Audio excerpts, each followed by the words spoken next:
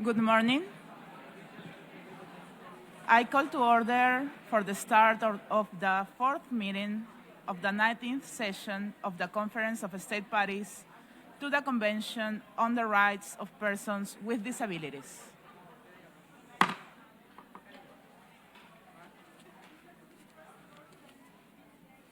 Excellencies, ladies and gentlemen, we will continue the general debate under the item 5A of the agenda.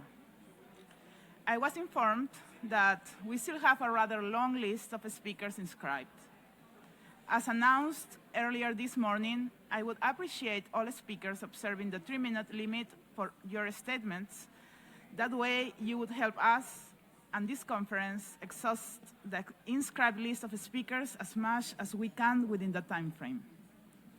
Furthermore, to ensure the debate to be inclusive and following the decision of the Bureau, after every 3 state parties, we will invite 1 NGO, 1 UN entity, and 1 national human rights institution who have already inscribed to the list of speakers to take the floor.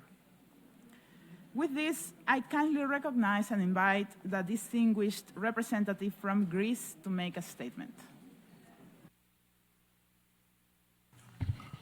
Dear Chair, Greece aligns itself with the EU statement. Excellencies, distinguished delegates, dear colleagues, it is a great honor to address this conference on behalf of Greece as we mark 20 years of the CRPD. 20 years later, we must ask ourselves, how much equality can our societies really tolerate? We speak about inclusion, participation, and accessibility. But are our societies truly ready to see disabled people inside the political fabric? Are they ready to be governed by a blind person, to see a wheelchair user as their minister, to accept disabled people not only as those who receive policies, but as those who design them and judge their results? This is the real meaning of nothing without us, not as a slogan, but as a democratic principle. I speak from personal experience as a member of the European Parliament in a parliament of 705 members, as one of its 7 disabled members, and a Greek member among them. This was an important step for my country. I was the only one combining such a significant impairment with a fully active parliamentary presence. Yet, too often, my presence was first read through my wheelchair, with the unspoken assumption that I had somehow been accommodated. Disabled people are too often asked to justify their presence before their work is recognized. This is why we must be clear about accessibility. Accessibility is not a charity. It's not a technical detail. It's not only ramps, elevators, websites, or transport. Accessibility is the condition that allows freedom, citizenship, and political participation to become real. Greece has also made important steps, such as the National Accessibility Authority, which I currently have the honor to chair, and which advises the Prime Minister and the government on accessibility issues, as well as the Personal Assistance Program. These steps matter deeply, yet they are not enough. Not enough if disabled people still have to fight to be heard, believed, elected, appointed, educated, employed, and included. So, what must be done? First, accessibility must become a binding condition in every public policy, every public budget, and every public service. Not something added at the end, but something designed from the beginning. Second, participation must be followed by accountability. We need data, targets, monitoring, and consequences when rights remain only on paper.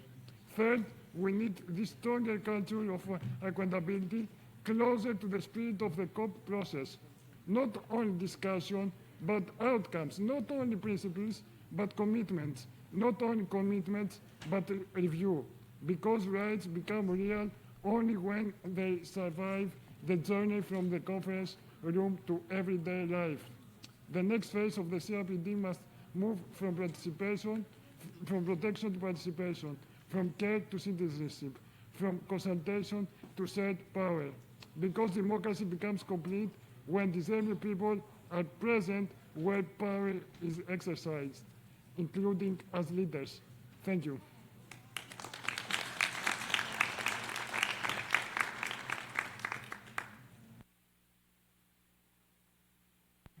Thank you very much. Now I give the floor to the distinguished representative of, from People with Disability Australia. Distinguished delegates, my name is Bobby Trower and I'm here representing People with Disability Australia. 20 years after the Convention of the Rights of Persons with Disability, we've made critical progress in understanding that disability does not exist in isolation. Today, we benefit from decades of advocacy and lived experience leadership that have deepened our understanding of how disability intersects with gender, sexuality, race, culture, access to income, and other identities to shape people's experience of exclusion and participation. Unfortunately, despite some targeted efforts, many barriers remain for many women, LGBTIQ+, First Nations, and other people with disability experiencing multiple forms of discrimination. We continue to hear every day from people who struggle to access safe healthcare, inclusive services, community connection, and supports that recognise the full complexity of our lives. For the disabled LGBTIQ+ community, these barriers are often compounded by discrimination, invisibility, and systems that continue to treat our identities as separate rather than interconnected.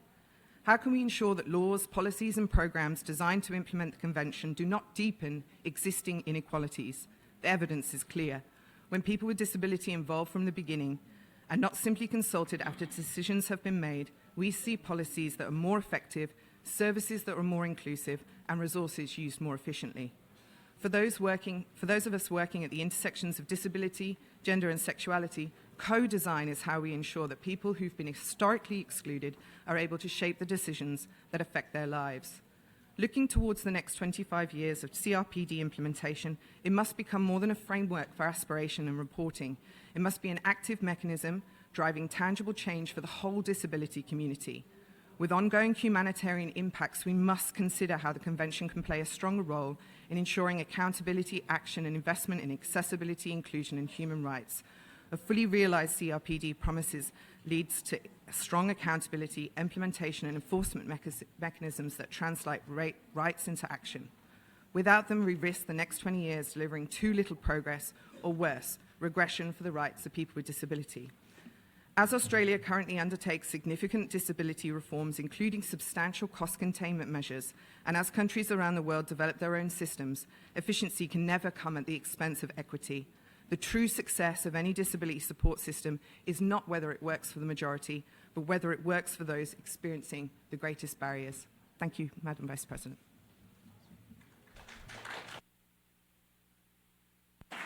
Thank you. I now give the floor to the distinguished representative of Austria on behalf of the Committee on Victim Assistance of the Anti-Personal Mind Ban Convention. You have 5 minutes. And distinguished delegates, I have the honor to address you on the behalf of the Committee of the Victim Assistance of Anti-Personal Mind Ban Convention, Austria, El Salvador, Mozambique, and Sri Lanka. The Mind Ban Convention was the first humanitarian disarmament convention to recognize the rights and needs of survivors, families, and communities affected by this indiscriminate weapon. Most survivors acquire permanent impairments and become persons with disabilities. Today, 39 state parties to the Mind Ban Conventions report having mind victims, and 38 of them are also party to the CRPD. This overlap creates a unique opportunity for synergy and mutual reinforcement. We encourage the CRPD community to continue considering the situation of mine and other explosive ordnance survivors when supporting implementation at country level. Madam President, at the fifth review conference of the Mind Ban Convention in Cambodia in 2024, the states parties adopted the Siem Reap Angkor Action Plan, which contains 10 dedicated actions on victim assistance. This year, our committee continued its engagement with human rights mechanisms in Geneva, encouraging continued attention to the situation of mine and other explosive ordnance survivors. We were encouraged by the progress on the general comments of the CRPD committee. Last month, El Salvador hosted a regional dialogue of victim assistance, bringing together states, organizations of survivors and persons with disabilities and practitioners from across the regions. Ladies and gentlemen, from our interactions with mine-affected state parties, we observe increasing efforts to implement the CRPD. Yet, challenges in data collection, coordination, resource allocation, and persistent barriers remain, particularly for those living in rural and affected areas. As people continue to be harmed by mines, we need increased efforts to effective first aid, emergency care, and access to health care and social services, and meet growing needs of survivors and persons with disabilities. These are some of the areas where the guidance and leadership of this conference can make a meaningful difference. In closing, we kindly invite COSP 19 to, firstly, encourage state parties to ensure the full participation of mine and other explosive ordnance survivors in all processes. Second, promote the integration of victim assistance into national disability strategies and action plans. Third, support the development of comprehensive and centralized disaggregated data systems that include mine survivors. And fourth, reinforce the importance of protection in situations of risk. We look forward to the deepening of cooperation with the CRPD community. Thank you. Thank you very much. Now I give the floor to a distinguished representative from Australia. Dear President, Excellencies, distinguished colleagues, this year marks 20 years since the United Nations General Assembly adopted the Convention on the Rights of Persons with Disabilities, establishing a global vision for greater dignity, equity and inclusion for people with disability. Australia reflects its strong commitment to this vision through sustained and coordinated efforts to enable the full and equal participation of people with disability across all areas of life. At the national level, Australia's Disability Strategy 2021-2031 provides the overarching framework for this work.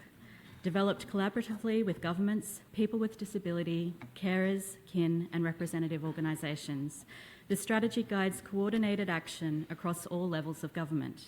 Now in its 5th year, it is driving more systemic approaches to embedding policy and service delivery that supports people with disability consistent with Australia's international human rights obligations. This reform agenda is strengthened by a strong disability community sector, which provides systemic advocacy and ensures that policy reform centres lived experience and supports transparent, rights-based decision-making. These reforms include changes to the world-leading National Disability Insurance Scheme, established in 2013, to support people with significant and permanent disability, to strengthen safeguards, promote choice and control, and ensure long-term sustainability of the scheme. Australia's domestic progress is complemented by our international engagement. With growing global disruption, disability equity and rights demands more collaboration and investment. Through our international disability equity and rights strategy, Australia is supporting a stronger, more inclusive Indo-Pacific. This includes a new $50 million program, Stronger Movements, Stronger Futures, which will strengthen national, regional and global disability rights movements, ensuring that people with disability are at the centre of and leading policy decision-making and implementation, and in doing so, we are supporting practical implementation of the Convention. Australia remains a trusted and consistent partner in advancing disability equity and rights. We recognise that inclusive societies are fundamental to shared peace, stability and prosperity.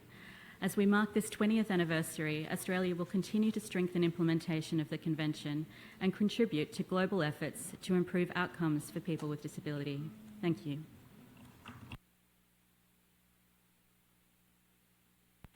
Thank you.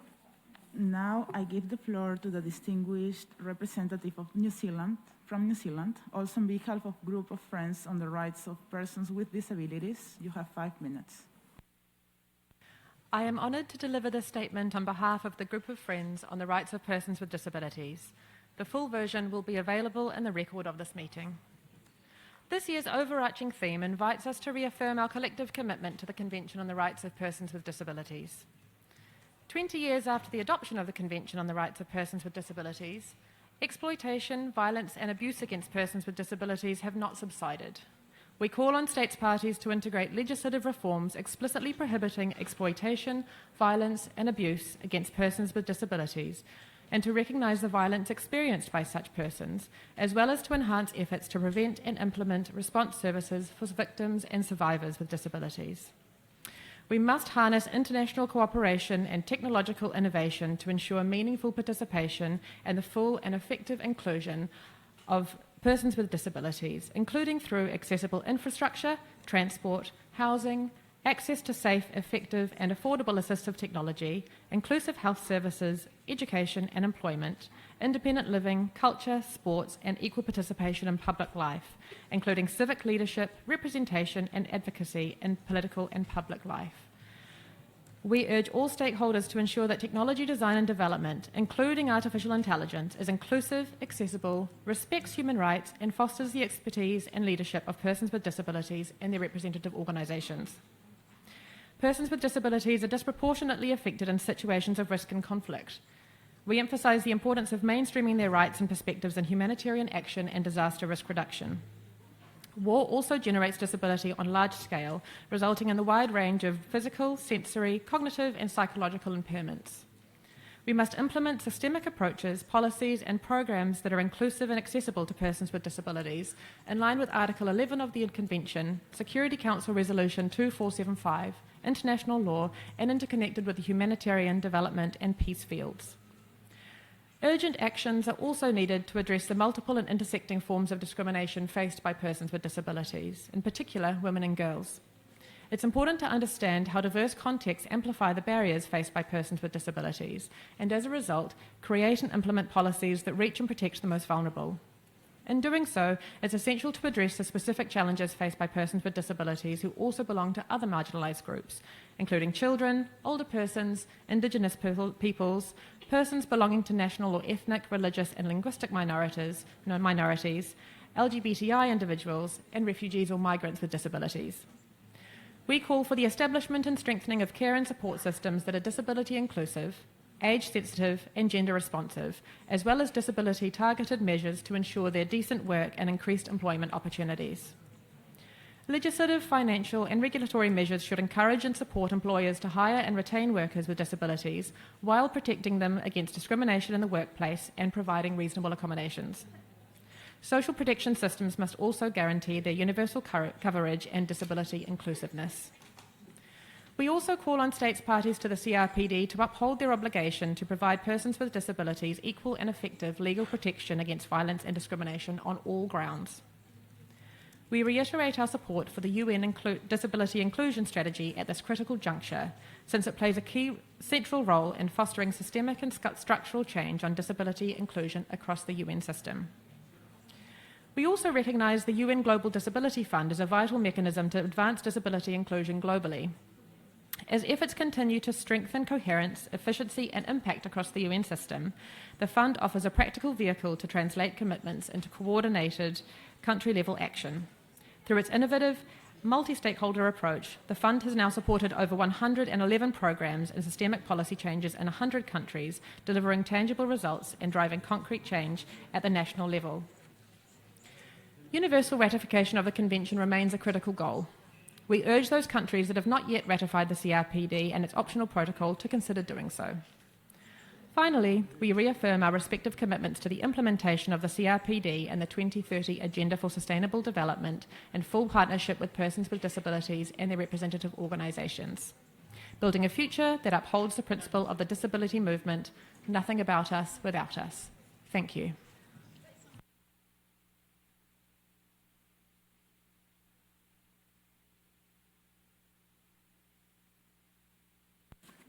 Thank you very much. Now I give the floor to the distinguished representative from Women with Disabilities Australia. Hello, Madam Speaker and distinguished guests. My name is Claire Saleh from Women with Disabilities Australia. The supports we need to live an ordinary life should not be viewed as a radical proposition. Social and community participation supports are the baseline of what we need to engage in our communities. You cannot be a leader in your community if you do not understand what your community needs and how it works. I could not be a good spokesperson for the Access and Inclusion Committee where I live if I were not present and engaged in that local area. The supports I receive, like support workers, therapy and equipment, are essential for me to access and take part in that community. Often the supports disabled women use to access their communities are portrayed as an economic burden. This can make us feel as though we need to shrink our ambitions and diminish our enjoyment of life. But when these supports are valued as an investment, they can unlock participation, leadership and representation opportunities. The opportunity I have to speak here at the UN is proof that leadership and presentations for young people can work. But opportunities alone are not enough. We also need support to allow us to take them up. I'm here because I have the support of my family and I work in a disability-positive workplace. Back home, I have the proper equipment, housing and therapies that give me the ability to have multiple roles in disability and youth advocacy in Australia. While my advocacy is important to me, it is equally as valuable to have a rich and engaging social life as this makes me multifaceted. This is important because representation in civic life requires disabled people to be fully present. Thank you.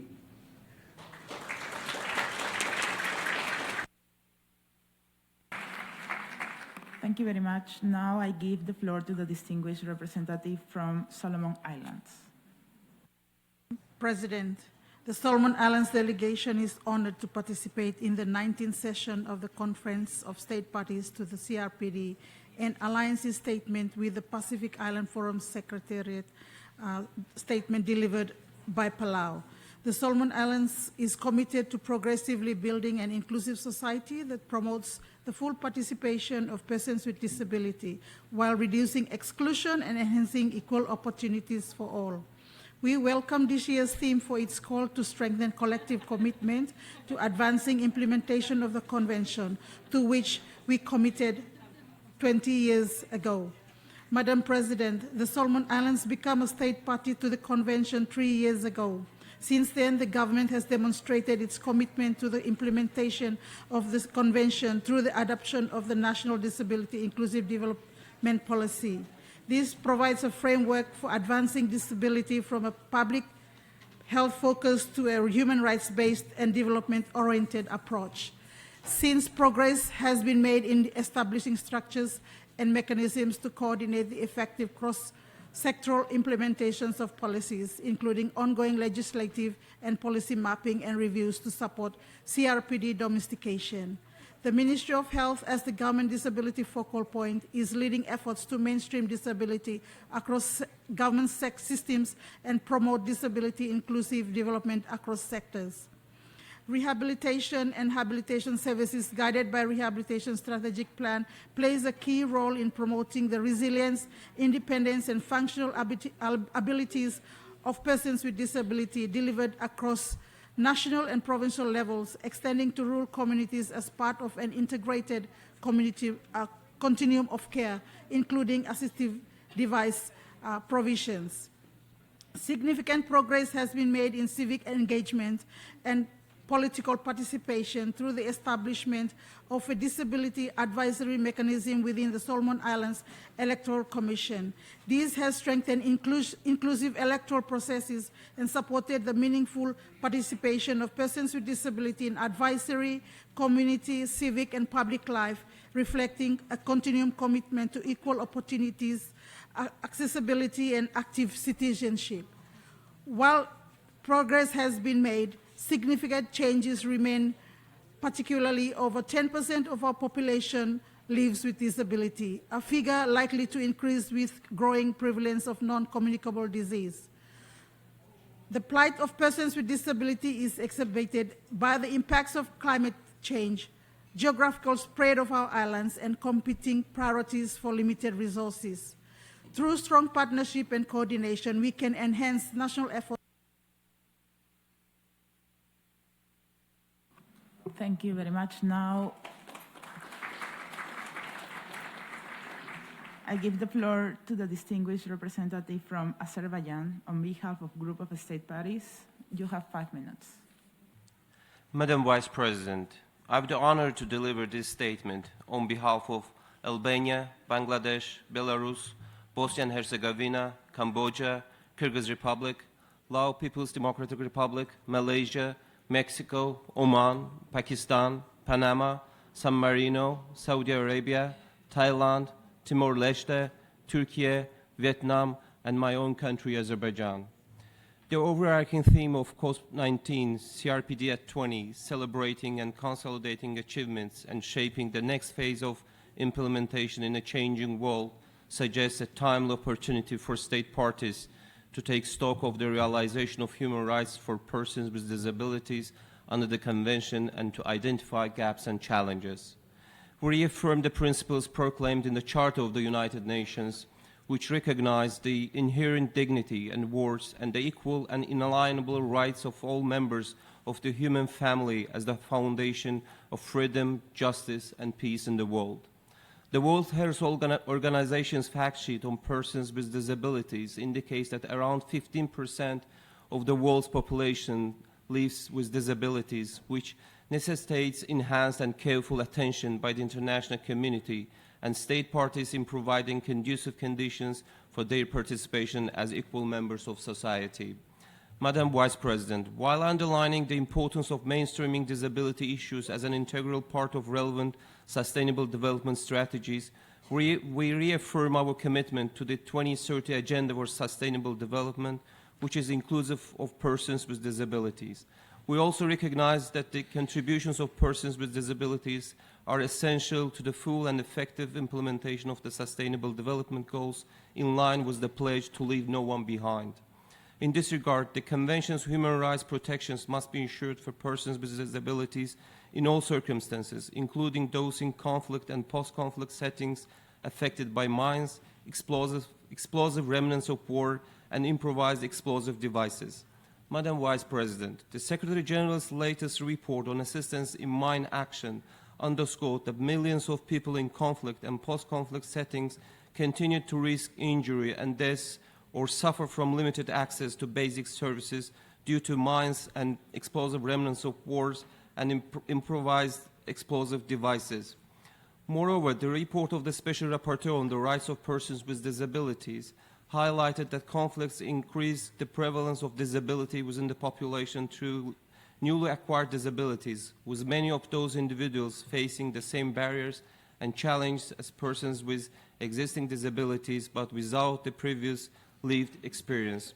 We stress that international support needs to be accelerated to advance disability prevention in conflict and post-conflict settings, particularly in the establishment, development, and effective functioning of national mine action capacities. At the same time, building national capacities for emergency and continuing medical care, physical rehabilitation and prosthetics, psychological support and social rehabilitation, education, and economic reintegration for all persons with disabilities is of paramount importance to address the needs of persons with disabilities. In conclusion, on this 20th anniversary of the Convention, we reiterate our strong commitment to this landmark treaty, which elaborates in detail the rights of persons with disabilities and sets out a code of implementation and to take measures of prevention, habilitation and rehabilitation and equalization of opportunities for persons with disabilities. Thank you very much.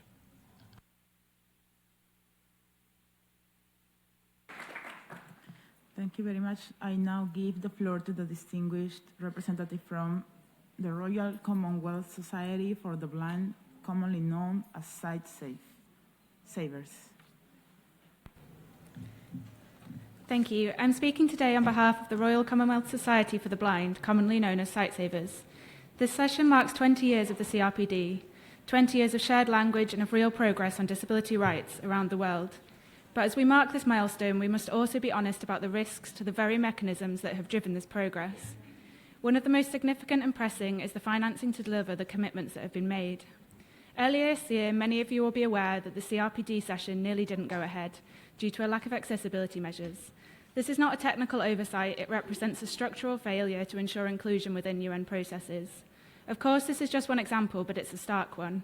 When the body charged with monitoring the CRPD cannot guarantee accessible participation, the Convention's own principles are undermined. This sits within a broader shifting and challenging global financial landscape. We know how catastrophic cuts to ODA have been, and the UN faces significant financial challenges.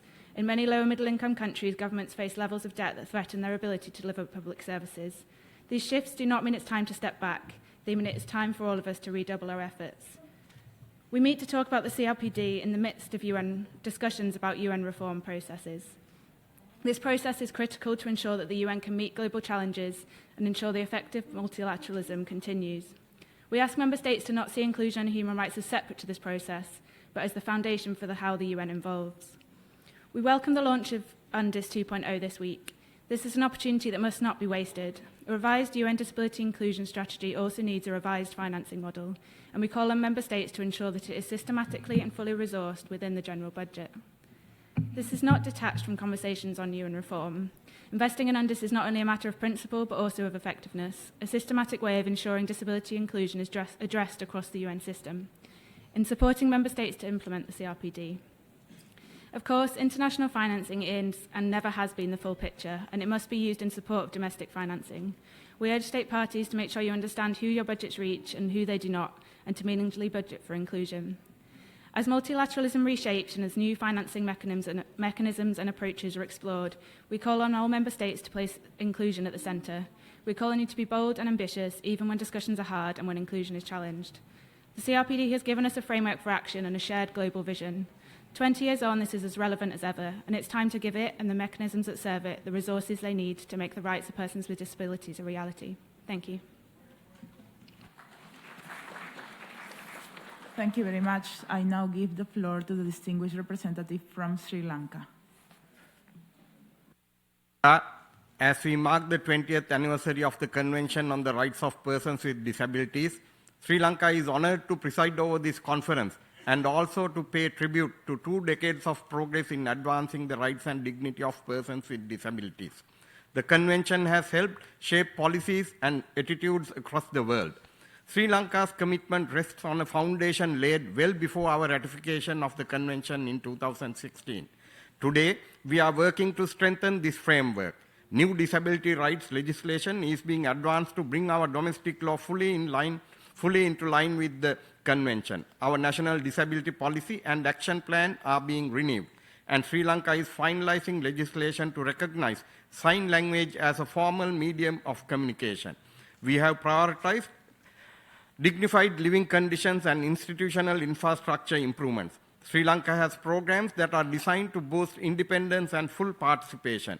We reserve a share of public sector positions for persons with disabilities. In the digital sphere, government institutions have been directed to adopt Unicode-compliant fonts, improving access to digital information in our national languages.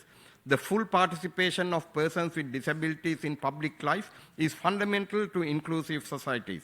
We are encouraged that a visually impaired member was appointed to our parliament through the national list, helping ensure that the perspectives of persons with disabilities are reflected in national policy and public discourse.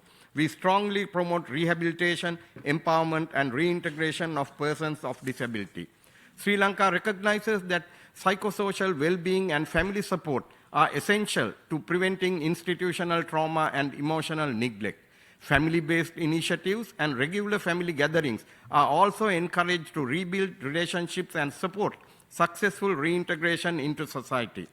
Earlier this week, we had the privilege of hearing from Ms. Nilshani De Silva, a young Sri Lankan advocate with Down syndrome, who spoke about the importance of being accepted and included by her family, her friends, and her community. Her words are a powerful reminder that the objectives of this convention are ultimately felt in the daily lives of persons with disabilities and in their ability to participate fully in society. Furthermore, Sri Lanka has initiated measures to introduce regulatory guidelines for residential care homes for older persons. Sri Lanka remains fully committed to continuously improving institutional care systems in line with constitutional guarantees, international human rights obligations, and humanitarian principles. The success of this convention lies in whether persons with disabilities can live with dignity and on equal terms with the rest. As we mark the 20 years, Sri Lanka recommits to the goal alongside persons with disabilities.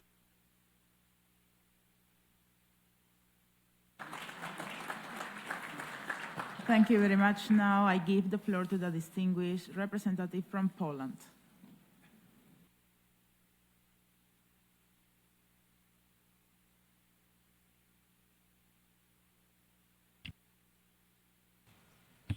Okay, Madam Vice President, 20 years ago, the Convention of the Rights of Persons with Disabilities fundamentally changed the way the world understands disability.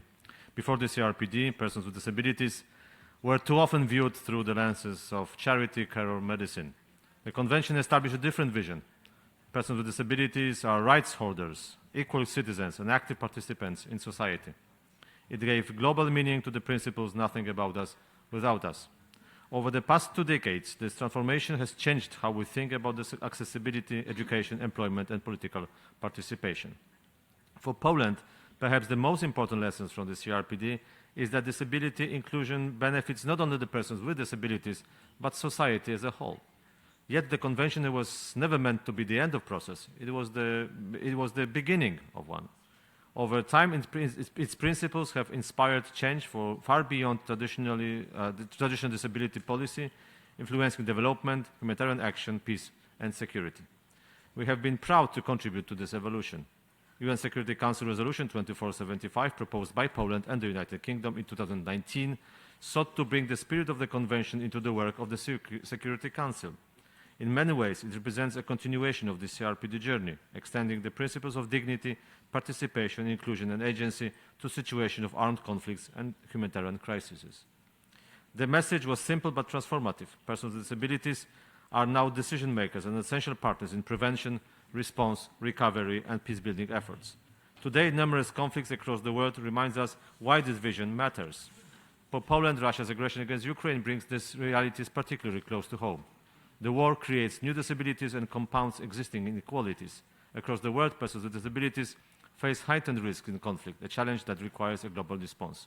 Distinguished delegates, Poland has had the privilege of serving as Vice President of the Bureau of this conference during the last 2 sessions. We are grateful for the trust placed in us and proud to contribute as committed champion of disability inclusion. Together with our fellow Bureau members, we sought to ensure that this conference remains both responsive and to the priorities of persons with disabilities and forward-looking in its implementation of the Convention. In that spirit, this conference has, for the first time in its history, dedicated thematic discussions to both violence against persons with disabilities and care and support systems. Their inclusion reflects the continuing evolution of the CRPD agenda and our shared commitment to addressing challenges that we have long shaped the lives of persons with disabilities, yet have not always received the visibility and attention they deserve. 20 years ago, the Convention changed how the world regards disability.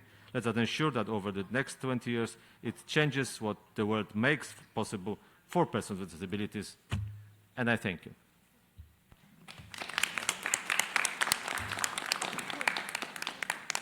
Thank you very much. Now I give the floor to the distinguished representative from Israel.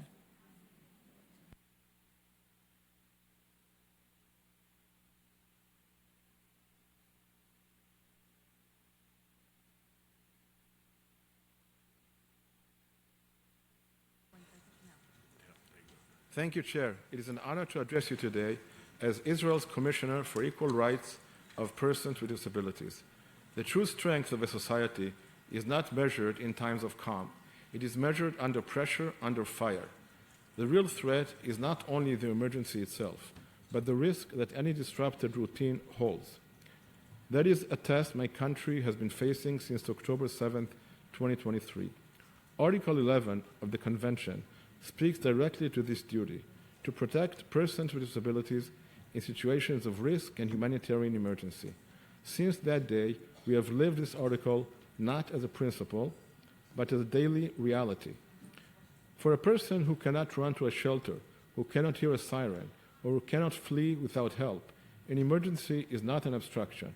It is a question of survival. Let me be direct. A prolonged state of war has not led us to retreat from the rights of persons with disabilities. It has done the opposite. It has sharpened our resolve and multiplied our investment. When emergency strikes, first responders must know, reliably and accurately, who needs help and what kind. Since 2024, we have been building a regulatory framework and a dedicated database with a focal point in every local authority linked across all emergency systems. Accurate information in the right hands at the right moment saves lives. We're also advancing regulations for the essential needs of people with disabilities in emergencies, accessible shelters, accessible alerts, including for people who are deaf or hard of hearing, and the continuity of essential services. These are not conveniences. They are the difference between inclusion and abandonment. And we have built human infrastructure so that no person with a disability faces a crisis alone. This work sits within our broader mandate to implement and monitor the Convention. In 2025, the Commission handled nearly 8,000 inquiries and complaints from the public. Compensation awarded by courts for rights violations continues to rise, which is a plain signal of how seriously Israel takes these rights. And we keep holding organizations to their duty of adequate representation in employment. As society reveals what it truly values, not in what it promises, but in what it protects when everything is at stake. This test is not Israel's alone. When emergency comes to any of us, the Convention must be what holds, not what gives away. We choose in real time to protect the rights and the dignity of every person with a disability. Thank you. Thank you very much. I now give the floor to the distinguished representative from the Center for the Human Rights of Users and Survivors of Psychiatry. Thank you. As someone who is deeply involved in the drafting and negotiations, creating the norms for the abolition of involuntary committal and compulsory treatment was a high point in my life and a milestone for users and survivors of psychiatry. We could not be certain of the interpretation of Articles 12, 14, and 15, but our legal basis was sound. The CRPD Committee's general comment on Article 12, Guidelines on Liberty and Security of the Person, Guidelines on Deinstitutionalization, and recent inquiry report confirm our success, along with the work of special rapporteurs on torture and the Working Group on Arbitrary Detention. Even the World Health Organization acknowledges the requirement to end psychiatric coercion. The Organization of American States and African Union have built on Articles 12, 14, and 15 in norms and guidance materials. Yet the standard is not uniform. The Human Rights Committee and Subcommittee on Prevention of Torture maintain contrary standards. European Convention on Human Rights, Article 5.1e, requires reinterpretation, and we face serious retrogression if the draft additional protocol to the Bioethics Convention is adopted. Many CRPD states parties have not adapted their law and practice to Articles 12, 14, and 15 at all.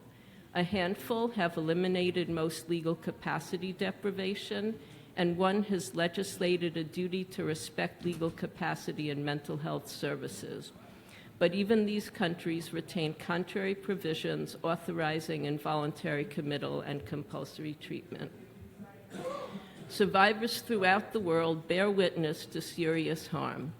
Abandonment by the state, society, and family to discriminatory detention, coercive administration of neuroleptic drugs, a form of torture, subjection to electroshock which destroys memory, mechanical restraints and shackling, and solitary confinement.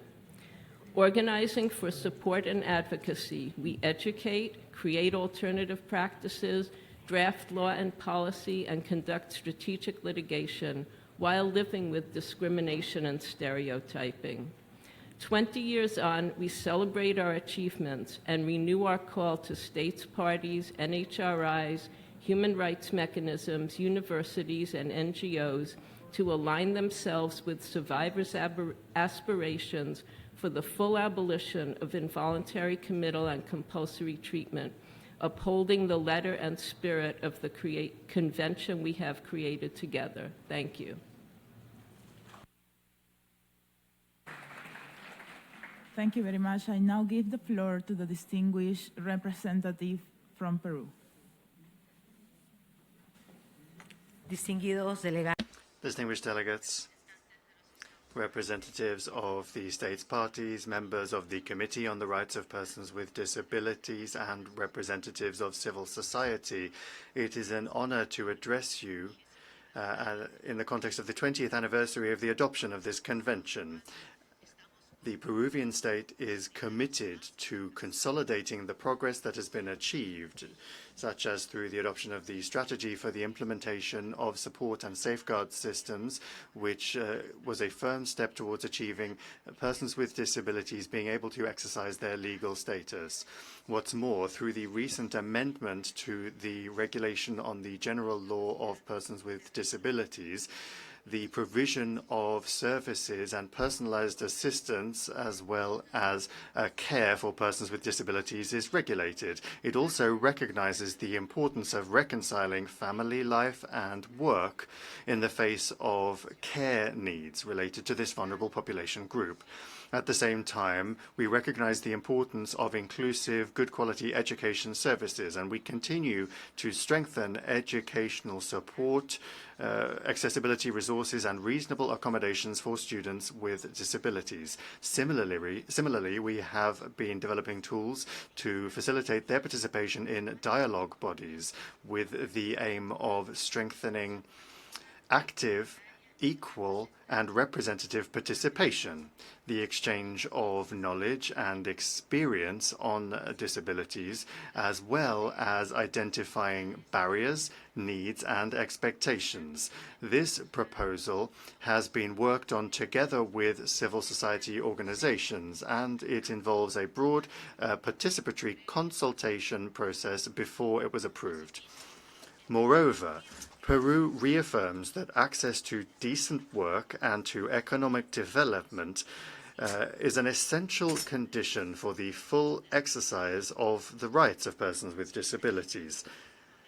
Along the same lines, we continue to strengthen measures to promote their labor inclusion and equal opportunities by promoting accessible job opportunities, accommodation measures, and measures to increase their employability and learning. Our participation in this 19th session doesn't end today.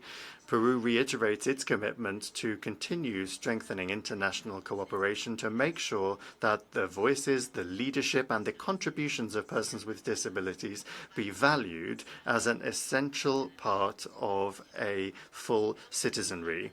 Let us continue working together with the firm conviction that every policy that is implemented brings us closer to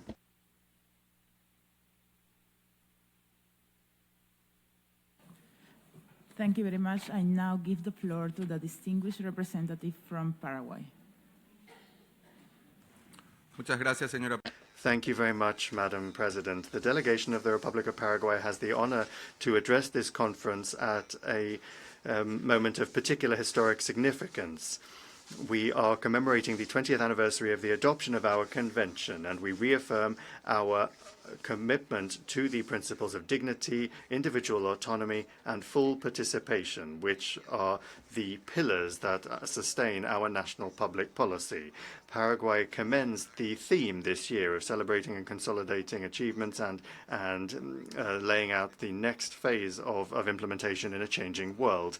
Our country has made determined progress towards a human rights-based model, fully in line with the development vision of our government, and we do this in order to address current challenges, focusing on three main pillars. The first pillar is guaranteeing integrity and security as a basis for autonomy. For Paraguay, the eradication of all forms of violence, exploitation, and abuse against persons with disabilities is an essential condition for inclusion.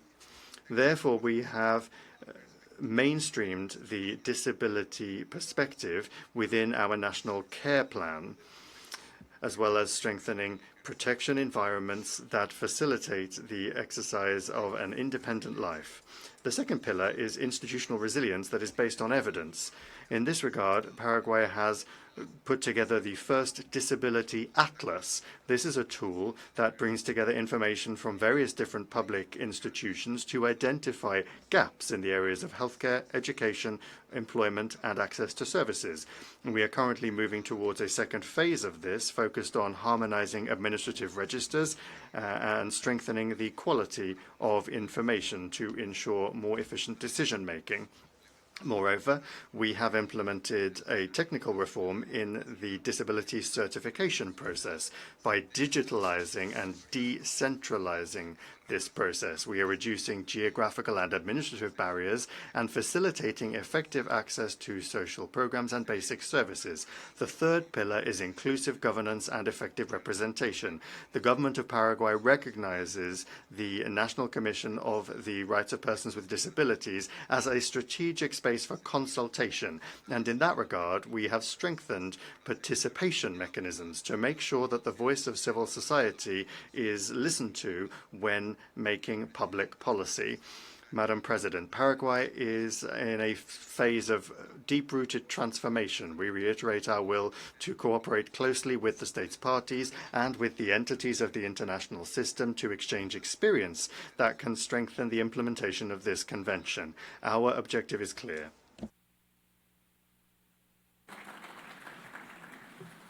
Thank you very much. Now I give the floor to the distinguished representative from Tajikistan.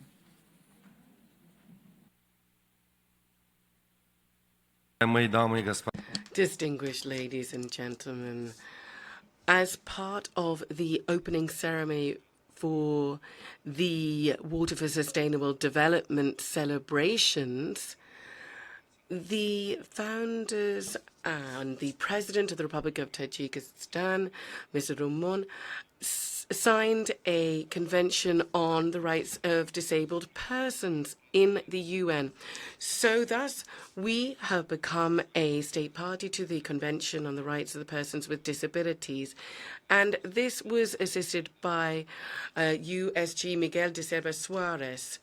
The plan has been developed and its provisions have led to activities being set up. We have conducted consultations during that period with associations for persons with disabilities to introduce amendments, international legislation, to make sure they are in line with the UN Convention. So over that period, a state program on accessibility and on education up to 2045 has been adopted, a national rehabilitation plan for persons with disability. We have a draft law as well on the rights of persons with disabilities, and international experts do deem this to be in line with the convention.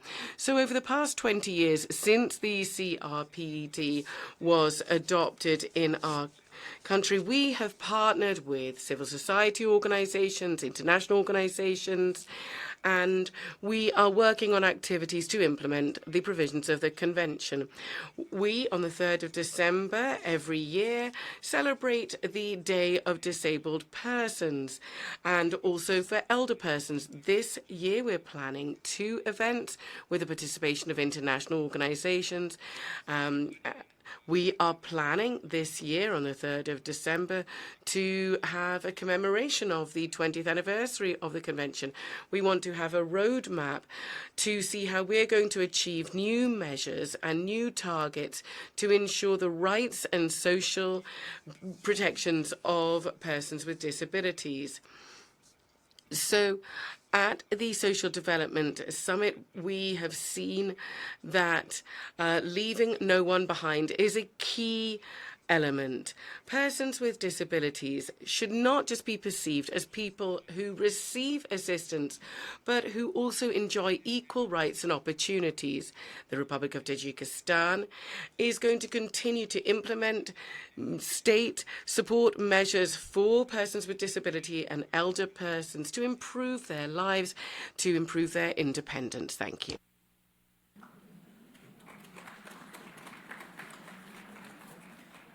Thank you very much. I now give the floor to the distinguished representative from Women Enabled International. Thank you, Chair. I make this statement on behalf of the 5 organizations of feminists with disabilities. 20 years after adoption, the Convention's central problem is not longer recognition, it's implementation. Nearly every state represented here has ratified, yet across right after right, implementation remains far below what the conventions require, and this gap is widest for multiple marginalized communities, such as those from class, caste, sexual orientation, gender identity minorities, indigenous and ethnic minorities. The CRDPD continues to be treated and as aspiration by state parties rather than allowing the fundamental foundation for human rights.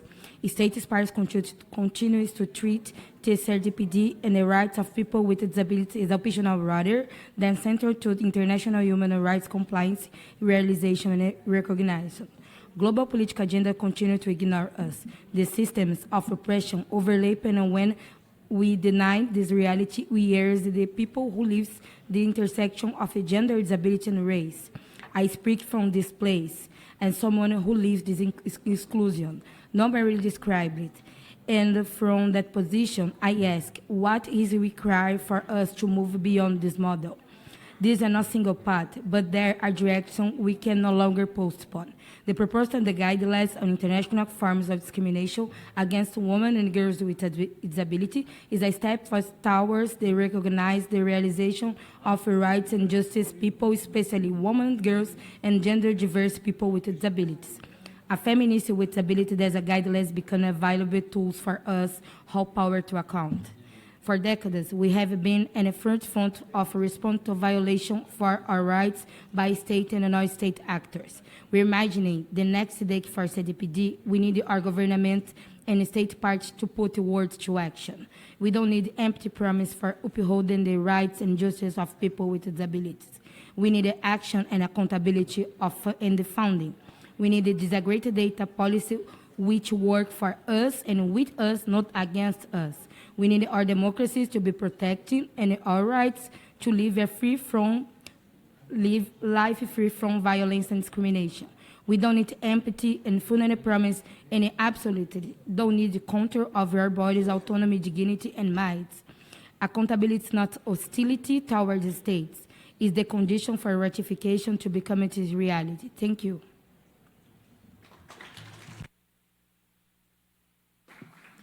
Thank you very much. I now give the floor to the distinguished representative from Bahrain on behalf of GCC Gulf Cooperation Council. You have 5 minutes. Madam Chair, Excellencies, Heads of Delegations, ladies and gentlemen, may the peace and blessings of God be with you. On behalf of the GCC Gulf Cooperation Council, the UAE, the Kingdom of Bahrain, the Kingdom of Saudi Arabia, the Sultanate of Oman, the State of Qatar, the State of Kuwait, allow me at the outset to elect the presidency and the vice presidents for their election. We wish them every success at the helm of the 19th Conference of State Parties. We also express our appreciation for the choice of this theme regarding the CRPT 20 years after its adoption, achievements and the future implementation in a changing world. Madam Chair, ladies and gentlemen, The GCC countries believe that the promotion and protection of the rights of persons with disabilities is a human and developmental obligation. It is part and parcel of achieving sustainable development and building societies built on equality and non-discrimination as well as dignity. This would be guaranteeing rights for all persons without discrimination. Throughout the last years, our country is continuing the development of our public legislations and policies in line with the CRPD. We focused on enhancing accessibility, delivering education, health and rehabilitation services, as well as guaranteeing the full participation and meaningful participation of persons with disabilities in their societies. Furthermore, we gave utmost importance to empowering economically and socially persons with disabilities by offering further education, training, and employment opportunities, as well as using assistive technologies in order to enhance their autonomy and improve their quality of life and to participate effectively. Madam Chair, ladies and gentlemen, multilateral action is necessary to help member states to work towards a future where AI is used to empower persons with disabilities. This includes technology, access to education, healthcare services, and care, so that they are able to meaningfully participate in their societies. Our countries reiterate their steadfast commitment to the principles of the CRPD. We remain committed to working with the international community and all partners in order to promote the rights of persons with disabilities and in order to guarantee their full and equal participation in all aspects of life. We further reiterate the necessity to develop support and care systems so that persons with disabilities enjoy autonomy in line with Article 19 of the CRPD regarding independent living. We also stress that the situation of persons with disabilities in conflict-affected countries, regions, and crisis-affected regions might be taken into account. They must be able to access basic services without discrimination. This is in line with humanitarian principles and international law. To conclude, we look forward that the deliberations of this conference will enhance international efforts for more equitable, more inclusive societies and to implement the CRPD in policies and practical programs that would improve the lives of persons with disabilities everywhere in the world. I thank you. May the peace of God be upon you. Thank you very much. I now give the floor to the distinguished representative from Republic of Korea. Distinguished delegates, first, I would like to express my sincere appreciation to the Secretary for his dedicated efforts in organizing this meeting. This year is significant as it marks the 20th anniversary of the adoption of the Convention on the Rights of Persons with Disabilities. Over the past 2 decades, the CRPD has fundamentally changed the way we understand disability. It has made clear that persons with disabilities are not objects of protection, but holders of rights. It has also helped us understand disability not as an individual problem, but as a matter of social barriers. The Republic of Korea signed the convention on the first day it opened for signature in 2007 and has remained firmly committed to its full and effective implementation. In 2022, Korea has also ratified the optional protocol, further strengthening its engagement with the efforts of the international community. Guided by the Paris principles that persons with disabilities are holders of rights, the Korean government enacted the Act on guaranteeing the rights of persons with disabilities in this year. Through this act, Korea has set out in a law that all persons are entitled to fundamental rights such as the rights to dignity, equality, self-determination, safety, education, and accessibility. Korea has also adopted its first comprehensive plan in the field of health and medical care for persons with disabilities, laying the foundation for disability health policies over the next 5 years. In addition, we have expanded the personal budget scheme to enhance individuals' choice of the services while promoting independent living in the community rather than in institutions. We are expanding support and integrated care programs so that people with severe disabilities can continue to lead fulfilling lives within their own communities. At the same time, we are continuously improving mobility and information access. This includes expanding the number of low-floor buses, launching an integrated booking system for paratransit services, and fully implementing accessibility standards for self-service kiosks. Despite these efforts, we are well aware that more work is needed before all persons with disabilities can fully feel this change in their daily lives. We will continue to strengthen the institutional foundation and further develop these policies so that they lead to real improvements in quality of life, remaining fully committed to the implementation of their convention. Thank you. Thank you very much. Now I give the floor to the distinguished representative from Romania. Madam Vice President, Romania welcomes the opportunity to participate in this session marking the 20th anniversary of the CRPD. This milestone offers us an important occasion to reflect on progress achieved, to consolidate existing gains, and advance the full implementation of the Convention in a rapidly changing world. Romania ratified the Convention in 2010. Since then, the Convention has served as the cornerstone of Romania's efforts to promote and protect the rights of persons with disabilities and to ensure their equal enjoyment of all human rights and fundamental freedoms. Our National Authority for the Protection of Rights of Persons with Disabilities works closely with other public institutions, with local authorities, civil society organizations, and persons with disabilities themselves to ensure that the rights enshrined in the CRPD are fully realized in practice. In recent years, Romania has strengthened its policy and institutional framework to accelerate this process. We are in the process of implementing our National Strategy on the Rights of Persons with Disabilities 2022-2027, as well as our National Strategy on Preventing the Institutionalization of Adults with Disabilities and Accelerating the Deinstitutionalization Process 2022-2030. Our efforts are guided by the conviction that genuine inclusion requires full empowerment. Through the development of community-based services, access to personal assistance, support for mobility, employment opportunities, and adequate financial resources, Romania seeks to ensure that persons with disabilities can exercise full choice and full control over their lives and participate fully in their communities. Looking ahead, we remain committed to addressing the remaining challenges in CRPD implementation.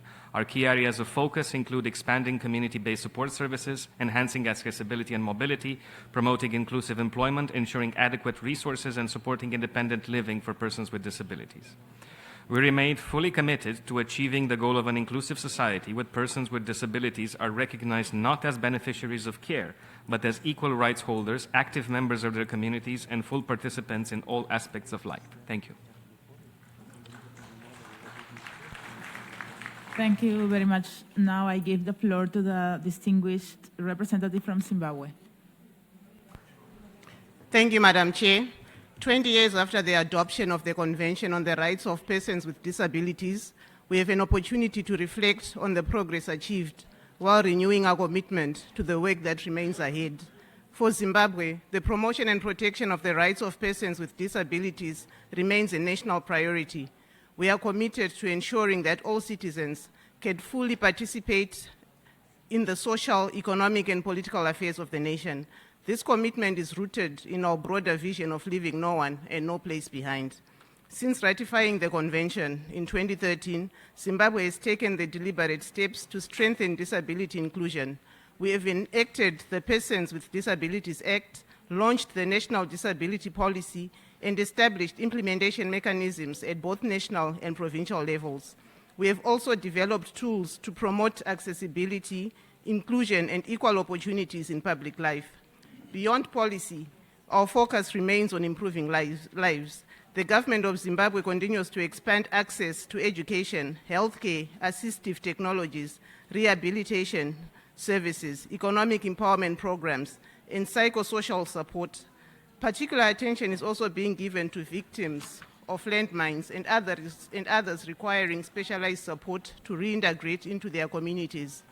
At the same time, we recognize that inclusion requires continuous dialogue and partnership. In this regard, Zimbabwe convened its inaugural National Disability Symposium in May 2026, bringing together a broad range of stakeholders to advance disability inclusion. Later this month, we will host a National Disability Expo, where persons with disabilities will take center stage as innovators, entrepreneurs, and leaders. Madam Chair, while we are encouraged by the progress made, we remain conscious of the challenges that persist. Many persons with disabilities continue to face stigma, discrimination, and exclusion. Barriers to physical accessibility remain significant. Gaps in disaggregated data continue to affect evidence-based policymaking. Moreover, the impacts of climate change often fall disproportionately on the most vulnerable, including persons with disabilities. In conclusion, let us use this conference not only to celebrate progress, but to chart a clear and action-oriented path forward. Zimbabwe reaffirms its commitment to working with all stakeholders to advance the rights, dignity, and inclusion of persons with disabilities. I thank you.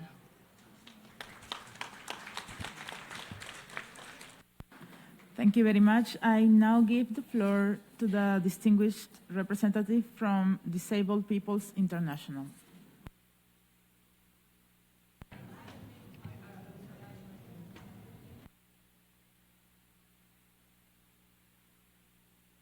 Okay.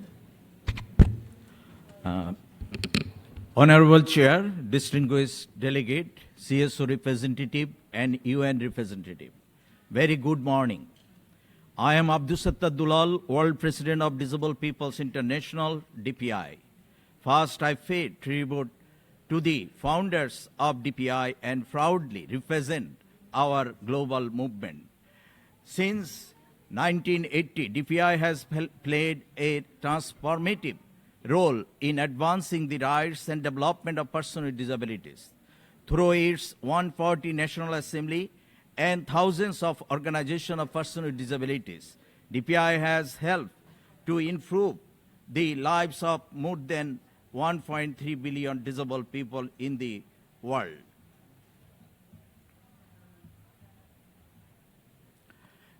And the DPI has helped improve the lives of more than 1.3 billion persons with disabilities worldwide. Our work also contributes to face social change and economic growth of the nations. Honorable Chair, persons with disabilities active. Persons with disability, disabled people are active citizens. They pay tax, vote, and contribute to their family and societies. Yet in many developing nations, fewer than 10% of persons with disability receive the service they need. At the same time, OPDs receive less than 1% of available development resource. We therefore call on donors to fund OPDs directly and development partners to strengthen their work. We also urge government to establish direct funding mechanism and sign agreement with OPDs and allocate annual budget to support them. Investing in persons with disabilities is not a cost. It strengthens economics and increases national productivity and tax revenue. We further call on the United Nations to lead by example. At least 16% of the UN workforce should be persons with disabilities. And persons with disabilities acceptable development should be reflected across UN program and budget. The UN and its member states should review their policies and laws to ensure full compliance with the Convention on Rights of Persons with Disabilities. Thank you, Madam Chair. Thank you very much. I now give the floor to the distinguished representative from Czechia. Thank you. Madam Vice President, we are honored to address the 19th session of the Conference of State Parties to the United Nations Convention on the Rights of Persons with Disabilities. The Czech Republic fully aligns itself with the statement delivered by the European Union. Allow me to highlight progress made by the Czech Republic in promoting the rights of persons with disabilities and implementing the Convention. In April 2026, the Czech government approved the National Plan for Promoting Equal Opportunities for Persons with Disabilities for the period 2026 to 2030. Based on the Convention, this strategic document aims to ensure that persons with disabilities can fully exercise their rights and live independently without barriers. The National Plan sets strategic areas such as equal treatment, accessibility of the environment, information and services, support for independent living, inclusive education, employment, and accessible health and social care. It also promotes the participation of persons with disabilities and their organizations in political and public life, including the right to vote and the involvement in decision-making and public awareness raising. Each area contains specific objectives, concrete measures, responsible ministries, and the indicators for monitoring their fulfillment. The plan also includes a monitoring system under which ministries regularly report on implementation, while the government carries out overall evaluations to identify challenges and adjust procedures as needed. In September 2025, the government approved the action plan for the deinstitutionalization of social services for years 2026 to 2028. This plan addresses the gradual transition from large residential institutions to community-based services. Its goal is to improve the quality of life of people with disabilities and others currently living in institutional care by enabling them to live independently or with support, remain engaged in community life, and access outpatient and community-based services. The action plan includes concrete measures on developing community services, transforming residential facilities, strengthening staff support, and improving coordination. Its implementation will be monitored through established indicators in cooperation with the key stakeholders. The Czech Republic remains committed to supporting persons with disabilities in situations of vulnerability, including through humanitarian assistance and refugee support programs. In this context, as Russia's aggression against Ukraine continues, we continue to provide assistance to refugees from Ukraine, including persons with disabilities. Thank you very much. Now I give the floor to the distinguished representative from Tunisia. الحضور الكريم. Excellencies, ladies and gentlemen, Tunisia welcomes the convening of the 19th session of the Conference of States Parties to the CRPD, which coincides with the 20th anniversary of the adoption of this important convention, thus providing an opportunity to assess the progress made and to strengthen efforts to ensure the full enjoyment of the rights of persons with disabilities. We reiterate our firm commitment to the full implementation of the provisions of the CRPD and to the continued adoption of a human rights-based approach that places dignity, equality, and inclusion at the center of national policies and programs.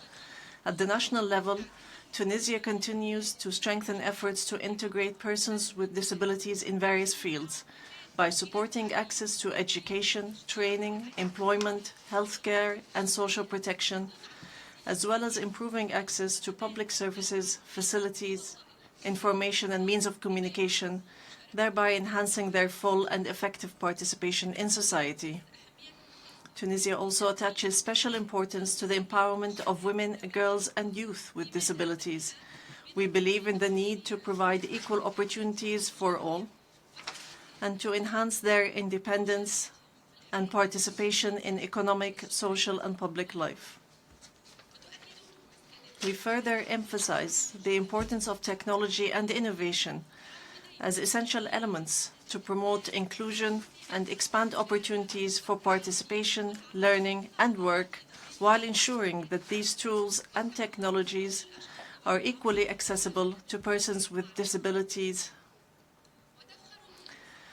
Tunisia is proud of the outstanding successes and achievements of persons with disabilities in various fields, especially in sports, culture, and creativity, which reflects the potential and abilities that the persons with disabilities possess, and emphasize the importance of continuing to remove barriers and provide an enabling environment that provides opportunities for everyone to succeed and shine. Madam President, ladies and gentlemen, the 20th anniversary of the adoption of the CRPD is an occasion to renew our collective commitment to building more inclusive and equitable societies where rights are upheld, opportunities are available, and where people with disabilities are heard as active partners in policy making and future shaping. Tunisia renews its commitment to advancing the promotion and empowerment of persons with disabilities, believing that the most inclusive societies are also the most powerful and capable of achieving development. The microphone has been cut off. Thank you. Thank you very much. Now I give the floor to the distinguished representative from World Institute on Disability.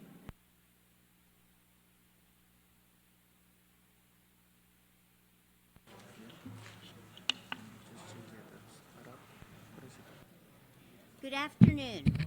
I am Marcy Roth, Chief Executive Officer of the World Institute on Disability, disability-led since we were founded in 1983.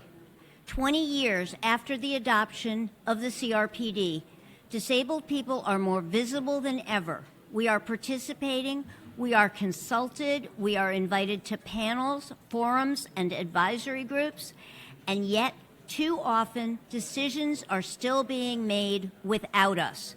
That is the difference between participation and representation. Participation means being in the room. Representation means having the power to influence what happens in the room. For decades, the disability community has fought for a seat at the table. But if we're honest, many of the world's most consequential decisions are still being made at tables where people with disabilities are absent or where our presence is symbolic rather than substantive. The G20 is one of those places. The G20 shapes global priorities on economic growth, employment, technology, artificial intelligence, climate resilience, disaster preparedness, health, and development. These decisions affect the lives of 1.3 billion disabled people around the world and every community across the globe. Yet disability is rarely treated as a strategic priority. The Disability 20, or the D20, exists to change that. The D20 brings together disability leaders from across the G20 countries to move disability from the margins of global policy decisions to the center of them, not as beneficiaries, not as a special interest group, as leaders, experts, innovators, workers, entrepreneurs, voters, taxpayers, and community builders. Throughout the 2026 G20, disability leaders in the U.S. are working together with a growing global D20, thanks to the leadership of the Brazilian 2024 D20 and the 2025 South African D20, to advance priorities that matter to all of us: accessible and responsible AI, economic opportunity and entrepreneurship, disability inclusive climate resilience and disaster risk reduction, accessible early warning systems, stronger pathways to civic participation and leadership. But the D20 is about more than policy priorities. It is about power.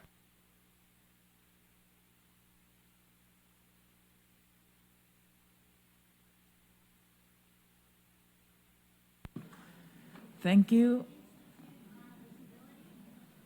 Thank you very much for your statements. Colleagues, I now declare to suspend the meeting for a 2-minute housekeeping arrangement because in a while the first roundtable meeting will be started in this room immediately. Since we have not exhausted our list of speakers of the general debate, as decided by the Bureau, tomorrow, this afternoon from 3 p.m. to 4:30 p.m., We shall continue the same agenda item 5A in order to hear the remainder of speakers of the general debate. Please check the updated live speaker list. With this, the meeting is suspended but will be resumed momentarily. Thank you.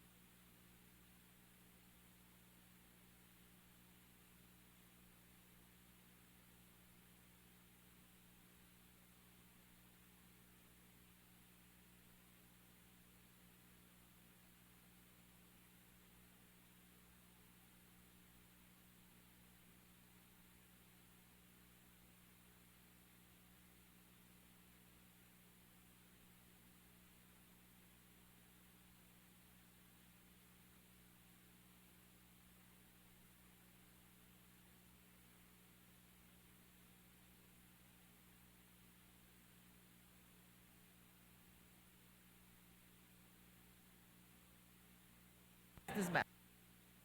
As you can see here now, it means that you can already start.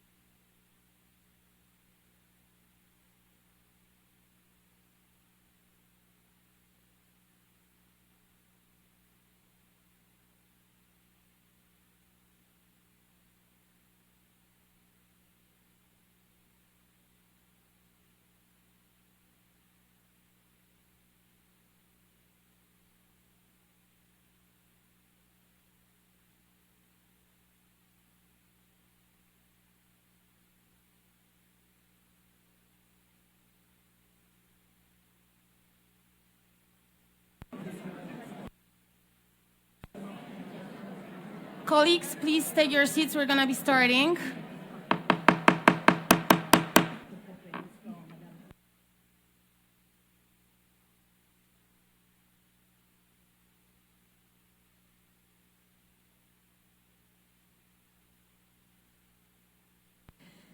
Excellencies, distinguished delegates, representatives of civil society, I call to order Roundtable 1 under the theme Creating a World Free from Exploitation, Violence and Abuse for All Persons with Disabilities. It is my pleasure to co-chair this discussion alongside my colleague from civil society, Mrs. Saowalak Thongkuay. Saowalak serves as chairperson of the ASEAN Disability Forum. She previously served on the UN Committee on the Rights of Persons with Disabilities from 2021 to 2024 and has dedicated more than 2 decades to advancing disability rights, gender equality and inclusion across the Asia-Pacific region. To introduce myself, my name is Iwona Lula, I come from Poland and I have had the privilege of serving on the bureau of this conference, helping to prepare this session over the past several months. For those who cannot see me, I am rather short with shoulder-length dark hair and I am wearing a brown checkered suit. Together with Saowalak, we will facilitate today's panel. As we mark the 20th anniversary of the Convention on the Rights of Persons with Disabilities, the Bureau of this conference wanted to use this milestone year not only to reflect on past achievements, but also to bring greater attention to issues that have not always received sufficient visibility within the conference. Together with my fellow Bureau members, we therefore chose, for the first time in history of this conference, to dedicate a roundtable specifically to the issue of violence, abuse, and exploitation against persons with disabilities of all ages and genders. This discussion is both timely and necessary. 20 years after the adoption of the Convention, persons with disabilities continue to face disproportionately high levels of violence, abuse, and exploitation around the world. Too often, this violence occurs in places where people should feel the safest: at home, in schools, in care settings, in healthcare facilities, and within their own communities. Women and girls with disabilities, children, persons living in institutions, and those affected by conflict and humanitarian crisis often face the greatest risks. We also know that violence can take many forms: physical, psychological, sexual, or economic. Persons with disabilities are also disproportionately vulnerable to trafficking, labor exploitation, and increasingly also abuse in digital spaces. The Convention, particularly Article 16, provides a strong framework for action, and many countries have made important progress in strengthening laws, policies, and investing in support services. In Poland, for example, the government program for counteracting domestic violence for the years 2024 to 2030 places particular emphasis on preventing violence against those in vulnerable situations, including persons with disabilities. Yet, a significant gap remains between commitments on paper and realities on the ground. Too many survivors still face barriers to reporting abuse, accessing services, and obtaining justice. That is why today's discussion is so important. It brings together governments, experts, civil society, and persons with disabilities themselves to exchange experiences, identify what works, and discuss where more needs to be done. I hope our conversation will focus on practical solutions: how to prevent violence before it occurs, how to make reporting and support systems accessible, how to strengthen evidence and data, and how to ensure that persons with disabilities and their representative organizations are fully involved in shaping responses.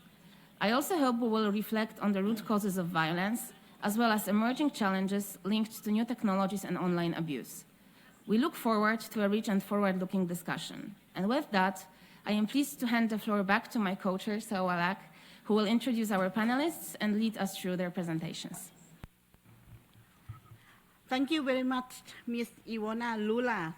Dear colleagues, it is my great honor to introduce and invite our first panelist, Dr. Ahmed bin Saleh Alsaif, to the floor. Dr. Ahmed bin Saleh Alsaif is a legal and human rights expert, specializing in disability rights and international frameworks. He is a board member of the Human Rights Commission and a board member of authorities for the care of persons with disabilities in the Kingdom of Saudi Arabia.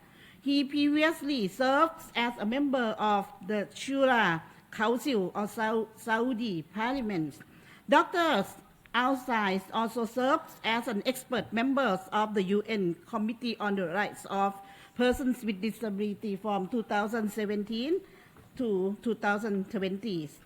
Dr. Alsaif welcomes to the floor. The floor now is yours. Please remember to keep to 10 minutes time limit for your presentation. Thank you. Thank you, Chair. سيداتي والسادة وما Ladies and gentlemen, 20 years have passed since the adoption of the CRPD, and despite this, persons with disabilities still face high levels of violence, exploitation, and abuse, often in places meant to provide care and protection. This points to a critical gap, not in recognizing rights, but in implementing these rights and turning them into effective protection.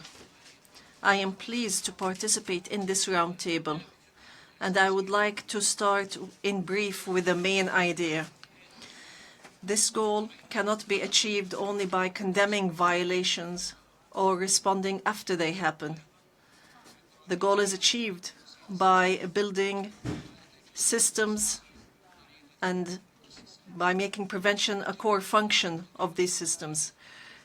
It must not be simply a response. This is consistent with states' obligations as part of the Convention, especially Article 16 on protection and protection from abuse, and Article 13 regarding access to justice, and also Article 3, Paragraph 4 on the effective participation of persons with disabilities. Ladies and gentlemen, experience shows that some of the most serious forms of abuse do not happen only in public spaces.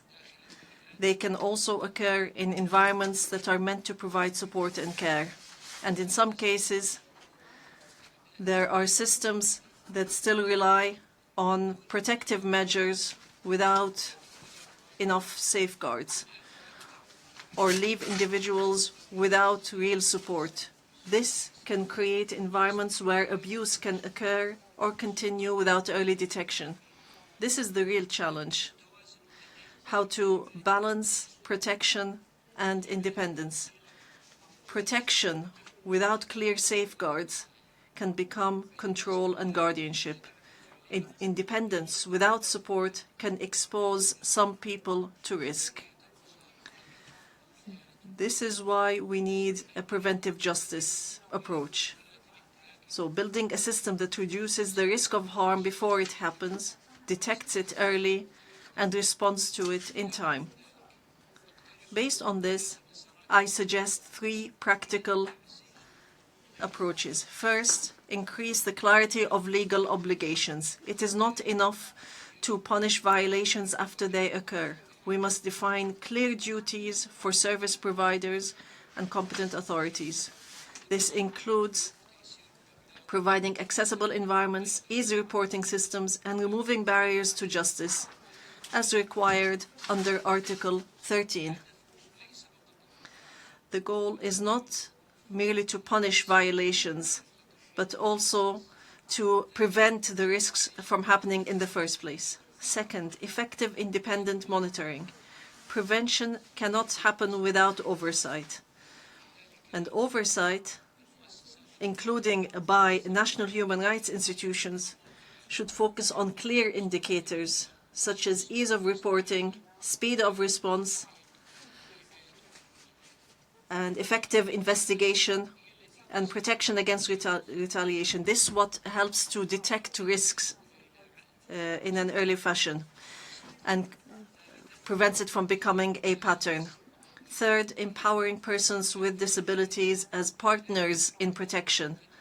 We cannot build effective protection systems without the participation of persons with disability, and this happens through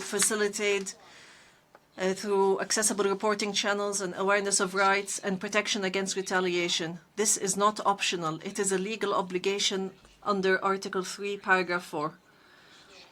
When complaint systems are accessible and effective and secure, they become a mechanism for early protection and not just a means for reporting after the harm has occurred. Ladies and gentlemen, this is even more important for women and children with disabilities and for those living in institutions or vulnerable situations where the risk of violence and abuse is higher, requiring more specific and sensitive responses.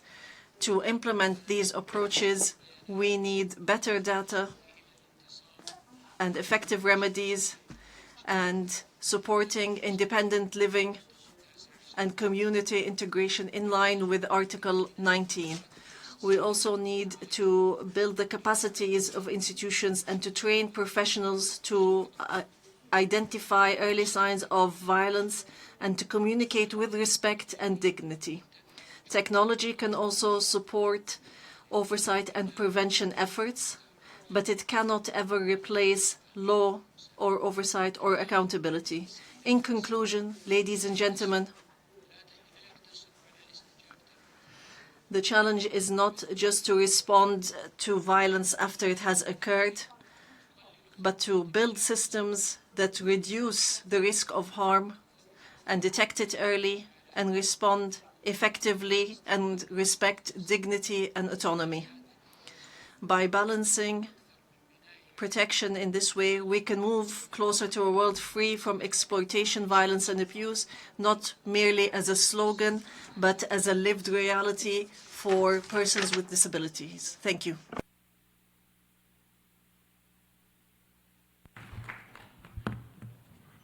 I thank Dr. Alsaif for his excellent presentations. Our next speaker will be Dr. Diana Piantedosi. Dr. Diana Piantedosi is a senior manager of policy and advocacy at Women with Disability Australia.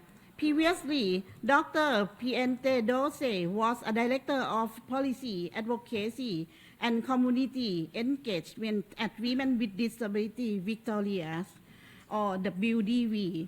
WDV managed 3 programs, portfolios, and co-led a national partnership with Our Watch, translating the Australia's evidence based on preventing violence against women and girls with disability into a policy framework and practitioner tools, which were recognized through 2024 National Disability Awards and 2025 Good Design Awards for Social Impact.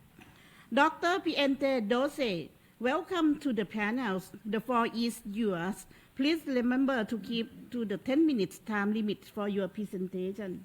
Thank you very much. Thank you, Chair.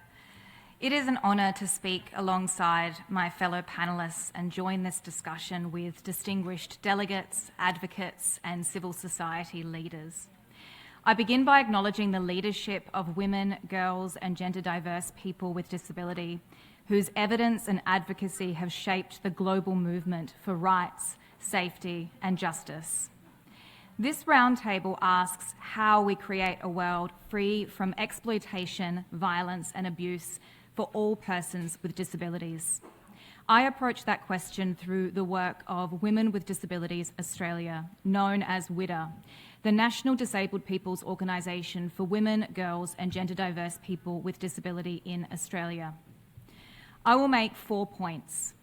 First, the next phase of CRPD implementation must make hidden violence visible, including violence occurring outside of intimate partner relationships. Second, laws, services, and data must recognise violence as a misuse of power, including when that power sits inside systems. For example, this involves recognising where guardianship laws enable forms of violence, like forced sterilisation, to occur. Third, governments must fund implementation led by disabled people's organisations. Fourth, state parties must recognise and fund social and community participation as an essential violence prevention safeguard. In Australia, a 4-year national inquiry investigated violence, abuse, neglect and exploitation of people with disability. This process, known as the Disability Royal Commission, gave us a major evidence base for reform. Recommendation 8.24 called for disability-inclusive definitions of family and domestic violence, recognising that violence can occur across a broader range of relationships and locations, including support relationships, service settings, and group homes. Definitions influence more than legal language. They shape what experiences are named as violence, abuse, and neglect, and they guide the design of crisis responses, including financial support to reach safety. Australia has a national financial support program to help eligible victim survivors leave violence. We welcome this measure because it recognises that money can be a condition of safety.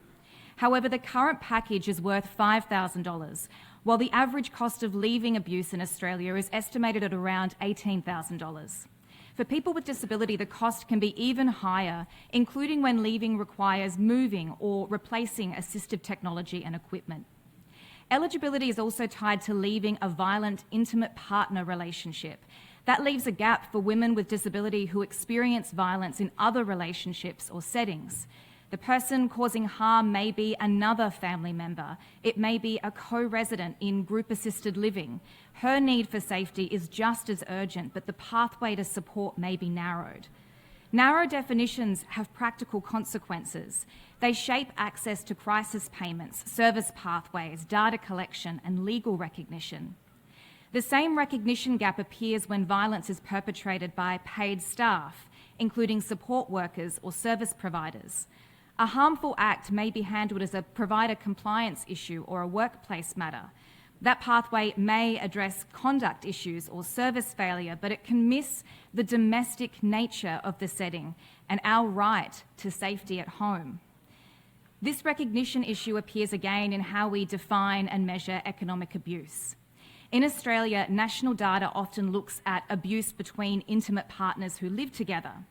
On that measure, women with disability are almost twice as likely to report economic abuse as women without disability.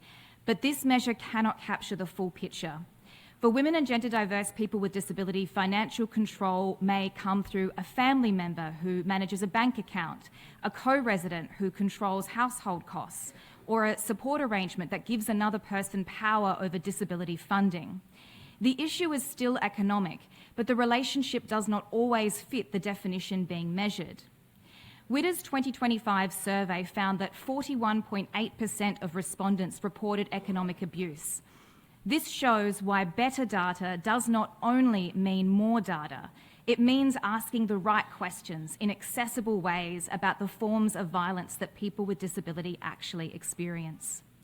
The next phase of CRPD implementation also requires stronger protection of reproductive autonomy.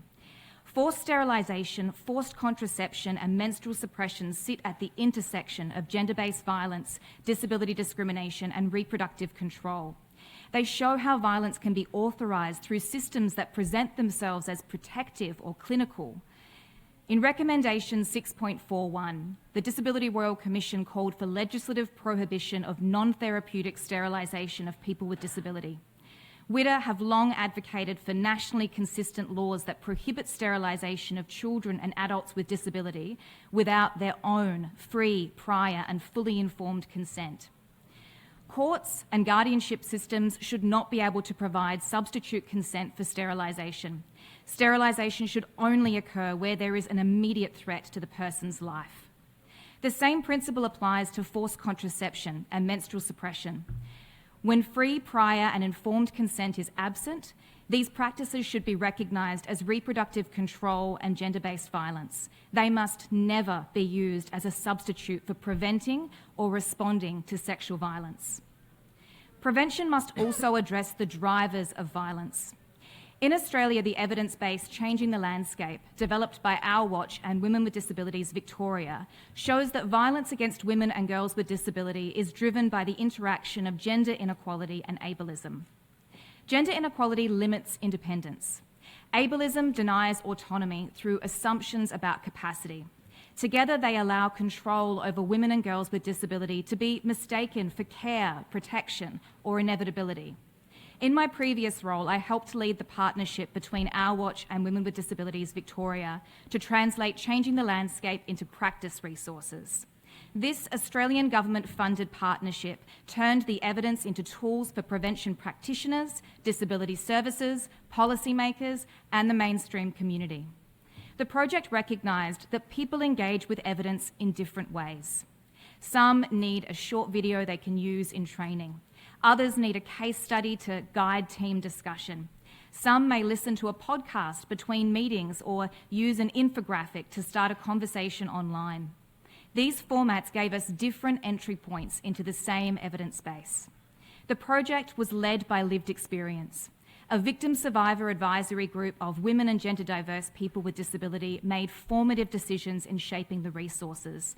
The project received national recognition, including the Excellence in Innovation Award and a Good Design Award for social impact. This shows what becomes possible when governments partner with disabled people's organisations and invest in our leadership. A second implementation example is WIDA's NEVE project, also funded by the Australian government. NEVE is a safety and prevention resource created by and for women and gender diverse people with disability. NEVE responds to a common barrier. People need accessible information to recognise violence, understand their rights, and seek support. It is Australia's first easy-read first website with plain English, text-to-speech, larger text options, and a dedicated calm space to decompress after sensitive content. Changing the Landscape and NEVE show two sides of implementation. Practitioners need practical tools translating evidence into action. Women and gender diverse people with disability need accessible information that supports safety and decision making. Accessible information is vital to prevention, but information alone cannot create safety if women and gender diverse people with disability remain isolated from community life. Safety depends on connection. Some of the most important safeguards do not look like a formal service. They look like peer support, self-advocacy, and the everyday relationships and friendships that come from taking part in ordinary community life. These connections allow women with disability to build trust and be known beyond segregated settings. Social and community participation is an essential safeguard to prevent violence. Governments must fund more than accessible crisis responses. They must invest in the conditions that make violence easy to recognise and escape, including meaningful access to community life. The next phase of CRPD implementation requires gender-responsive leadership. Women, girls, and gender diverse people with disability have named the problem. We have built the evidence. We have designed the solutions. We have shown what works. Governments must now act with us. Thank you.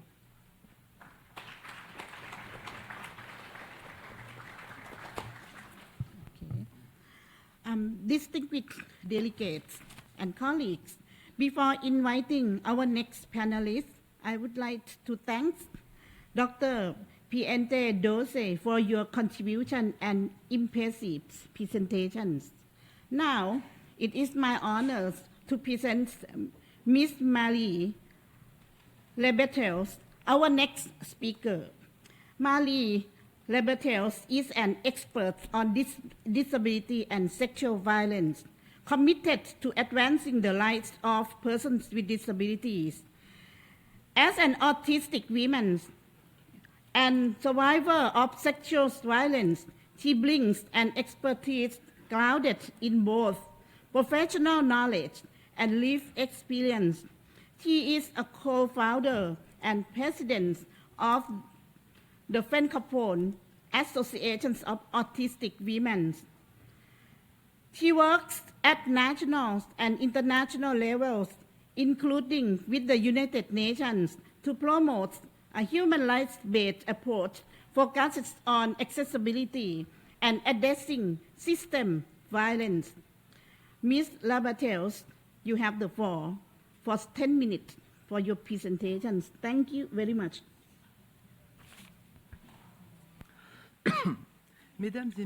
Ladies and gentlemen, excellencies, dear colleagues, thank you for this invitation and for the opportunity to speak as part of this roundtable. As a member of civil society and an expert on disability and sexual violence, I am speaking to you in the context of the Convention on the Rights of Persons with Disabilities, and in particular its Article 16. 20 years after the adoption of the Convention on the Rights of Persons with Disabilities, one thing is very obvious, and that is that violence remains at unacceptable levels. Persons with disabilities are exposed to levels of violence that are around twice as high as those faced by the rest of the population. Children with disabilities are as much as 5 times more exposed than other children. This violence does not represent isolated cases, but rather structural violations of human rights. I would like to begin by recalling one thing that is very clear. No human being should be exposed to a heightened risk of violence because of their disability alone.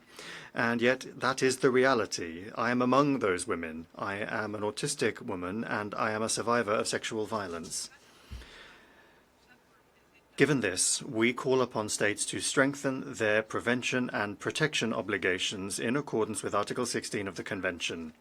That involves making violence prevention policies systematic in all public or private operations that interact with persons with disabilities. And I'm speaking today not only as a survivor and as the president of the Francophone Association of Women with Autism, but also as a person who is concerned by the public policies that we need to transform. Studies indicate levels of as much as 88% of women with autism that have suffered sexual violence, and a significant share of those take place before the age of 14. In general terms, persons with a disability are more often isolated. They are more frequently placed in structural situations of dependence and imbalances in power, which increases their exposure to violence and abuse. What they say is believed less, listened to less, and sometimes even denied. And the aggressors target specifically those structural factors. But from a human rights point of view, it is not the vulnerability that produces the violence, but rather the absence of effective prevention in at-risk environments. In this context, we have a collective responsibility. What we are seeing is not a series of situations, but rather systematic violence that results from the intersection of ableism, gender inequalities, and structural power imbalances. And I'm going to address 3 main pillars in what I have to say today: prevention, identification and testimony, and care for psychological trauma. Prevention is our first line of defense, but it can only be effective if it is conceived of with persons with disabilities and if it is accessible to everyone. It also needs to be integrated in every life environment. The prevention of violence is not a political option. It is a legally binding obligation under the Convention. In France, for example, we have created a tool called Règle-Sport. This is a prevention tool that operates in the environment of sport, and it was created and conceived of by and for persons with disabilities, and athletes in particular. And during the Olympic and Paralympic Games, this tool became an official tool because it was seen that it was something that was useful for everyone. We have other examples. For example, books that were created by the association Les Amis de Romy, which addresses the issues of rape and incest. These prevention tools are accessible in easy-to-read and easy-to-understand formats as audiobooks in Braille and in sign language. And at long last, they allow all children, regardless of their needs, to have access to essential information, to allow them to recognize a dangerous situation and to know how to respond. In France, there is also online information for professionals, those in the social, medical, or judicial sectors. This has been developed by the Francophone Association of Women with Autism and the Traumatic Memory and Victimology Association.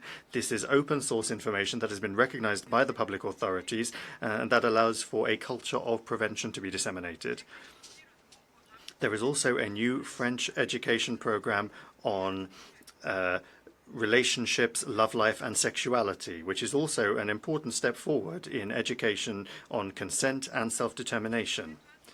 States need to guarantee the systematic integration of the prevention of violence in educational, sports, public health, and social policy, ensuring that they are universally accessible with dedicated funding and obligations for implementation in all of the sectors concerned. On the subject now of identification and testimony, prevention is not enough. We also need to find people, listen to them, and believe them. Identifying persons with disabilities that are victims of violence is broadly insufficient today. Institutional silence around the violence suffered by persons with disabilities in and of itself constitutes a factor of impunity, a driver of impunity. And for child victims, it is essential that we improve the collection of testimony in order to guarantee effective access to justice. Moreover, in order to strengthen the protection of children and to prevent sexual violence, the systematic criminal record checks for sexual crimes, sexual offences for all professionals or volunteers interacting with children must be made widespread, must be made the norm. In France, we have several initiatives that have been developed, including the Ondigineco program, which is an example of good field practice, which aims to strengthen the identification of violence and access to care for women with disabilities, regardless of where they are living. There is also the Intimagia program, which is a local approach devoted to love life, private life, relationships, sex, pregnancy, and the prevention of sexual violence. It brings together professionals and those with expertise in disability and develops guidance, support for persons in this situation, their families and loved ones, their assistants and professionals. And I would add one essential point, which is the development of augmentative and alternative communication, which today is an essential condition for effective access to the rights and to justice. Without communication, there can be no testimony, no speech, and without that, there can be no justice. It is urgent that that be rolled out and systematically integrated throughout prevention, alarm raising, and for persons who have communication difficulties, these tools are key. They allow for the prevention of violence and to allow them to say what they have to say. Under international law, states must make accessible tools mandatory that are co-built with persons with disabilities and which integrate alternative and augmentative communication tools. I'm now going to talk to you about psychological trauma. This is a blind spot in public policy, and particularly when it comes to care for psychological trauma. Violence, in particular sexual violence, have deep-rooted, long-lasting and often invisible consequences for persons with disabilities. These consequences are all too often not recognized and often confused with disability. This can lead to misdiagnoses, it can make difficulties worse, it can lead to a loss of autonomy and or a failure to provide care for that trauma. The lack of this constitutes a breakdown in rights, protection, recognition, reparation, and rehabilitation. I recommend that states guarantee effective, funded, and territorially balanced access to specialized psychological trauma care that is accessible and inclusive. To conclude, these realities are today exacerbated by the development of digital tools, social networks, and artificial intelligence, but also by armed conflicts and humanitarian crises. They are intersecting, and they require a comprehensive response. Violence suffered by persons with disabilities is not an inevitability. It is the result of political choices and systems that are not yet sufficiently inclusive. Solutions exist, but their effectiveness depends on a paradigm shift to go from reactive protection to the effective implementation of human rights. Putting an end to this violence requires a step change, a genuine step change.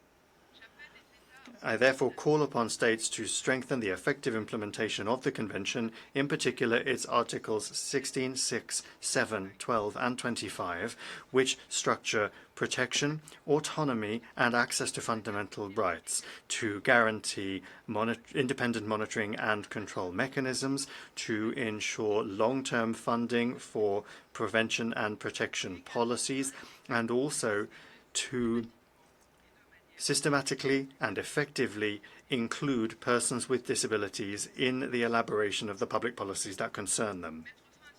Putting an end to this violence is not a political option, rather it is an obligation for all states under international human rights law. And that obligation is an immediate one. So let us refuse allowing the unacceptable to become the norm. Thank you.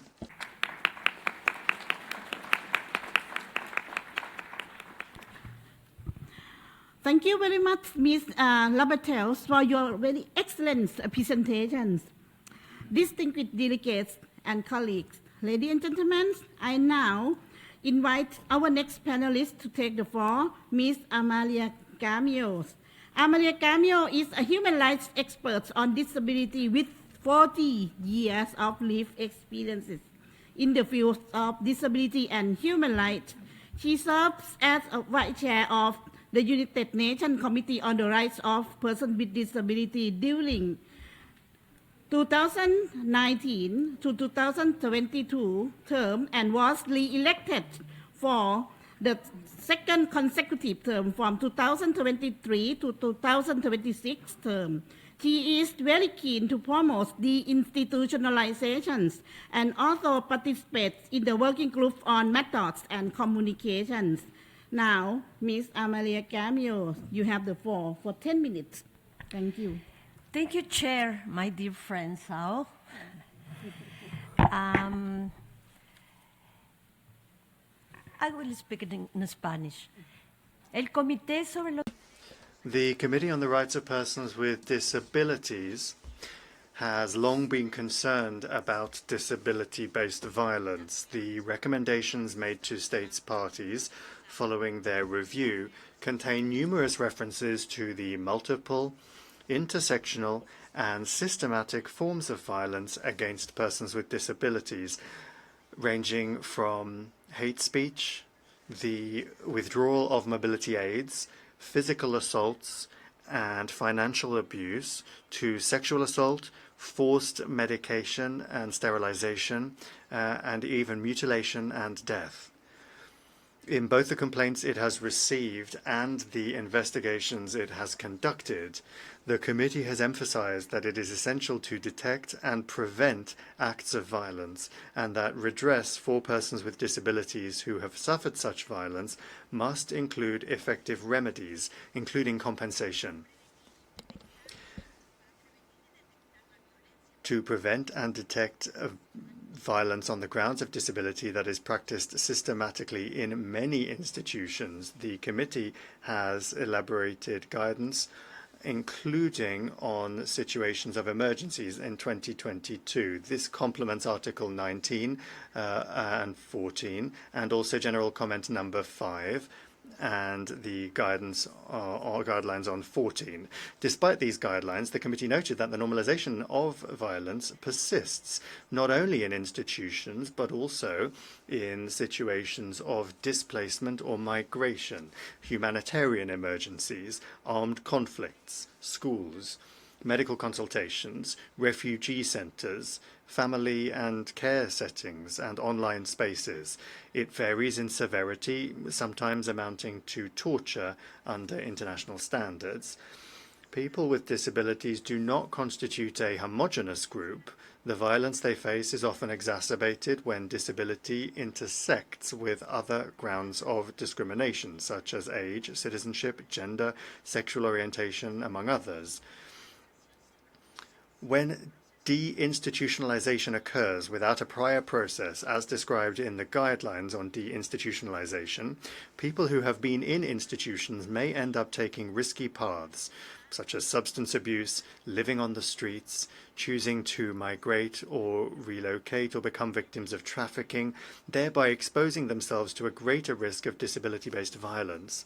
Against this backdrop, the committee launched a survey on disability-based violence to gather information from people with disabilities about the types of violence that they have faced, who perpetrates it, where it occurs, whether they had access to reporting mechanisms, and whether these led to restorative justice. The survey asked about age, gender, ethnic origin, and type of disability.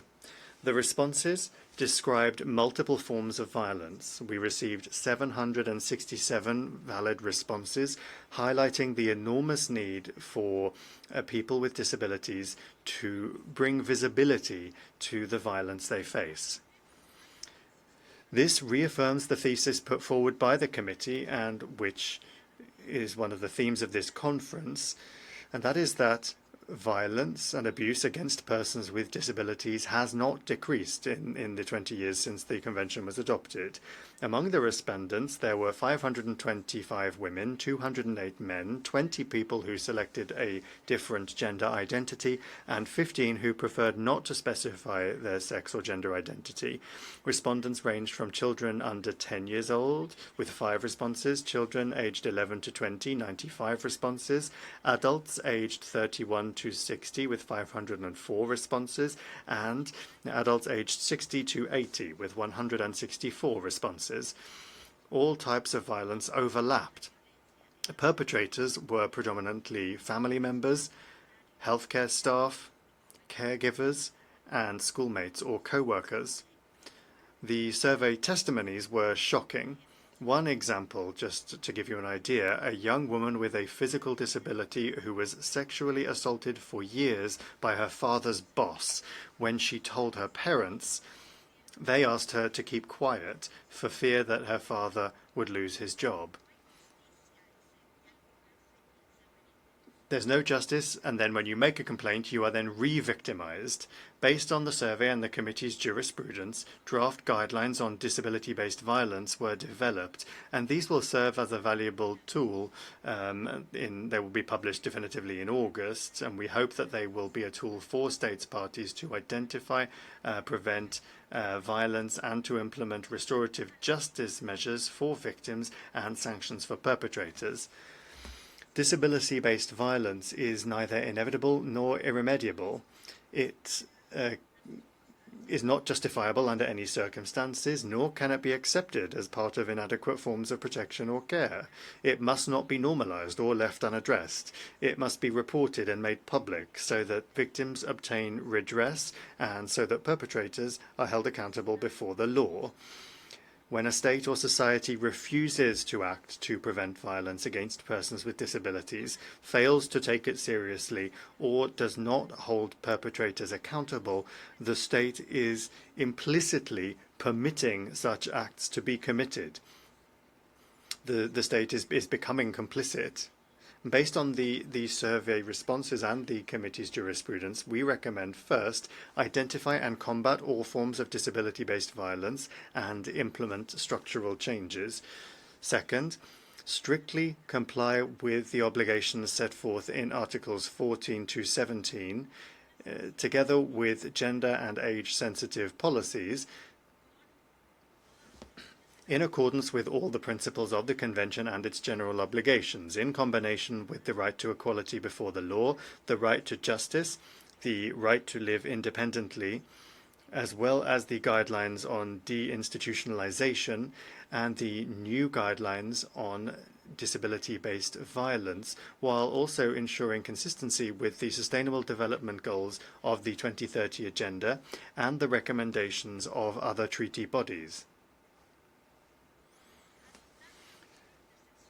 Adopt an intersectional approach that integrates legislative, administrative, social, and educational measures into the prevention and management of disability-based violence. Eliminate the exclusion and stigmatization of all persons with disabilities.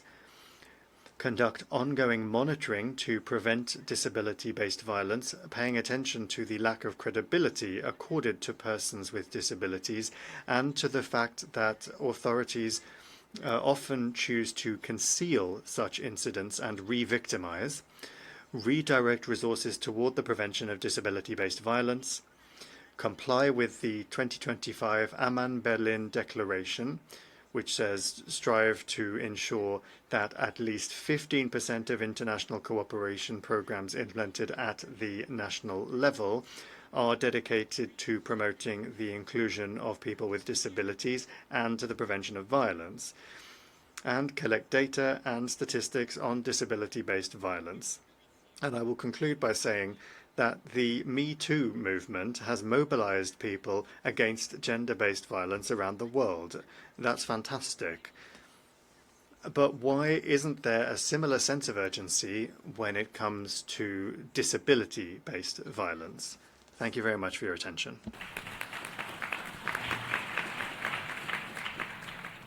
Gracias. Thank you very much, Amalia Gamio, for your excellent and informative presentations. I'm now inviting our fifth and final panelist, Mr. Agus Hasan Hidayat, to deliver his presentations. Agus Hasan Hidayat is mental health advocate, disability rights, social inclusion, and equality specialist from Indonesia, and a founding member of the Indonesia's Revolutions and Education for Social Inclusion, and also a member of Transforming Communities for Inclusion and the International Movement of Youth with Disabilities.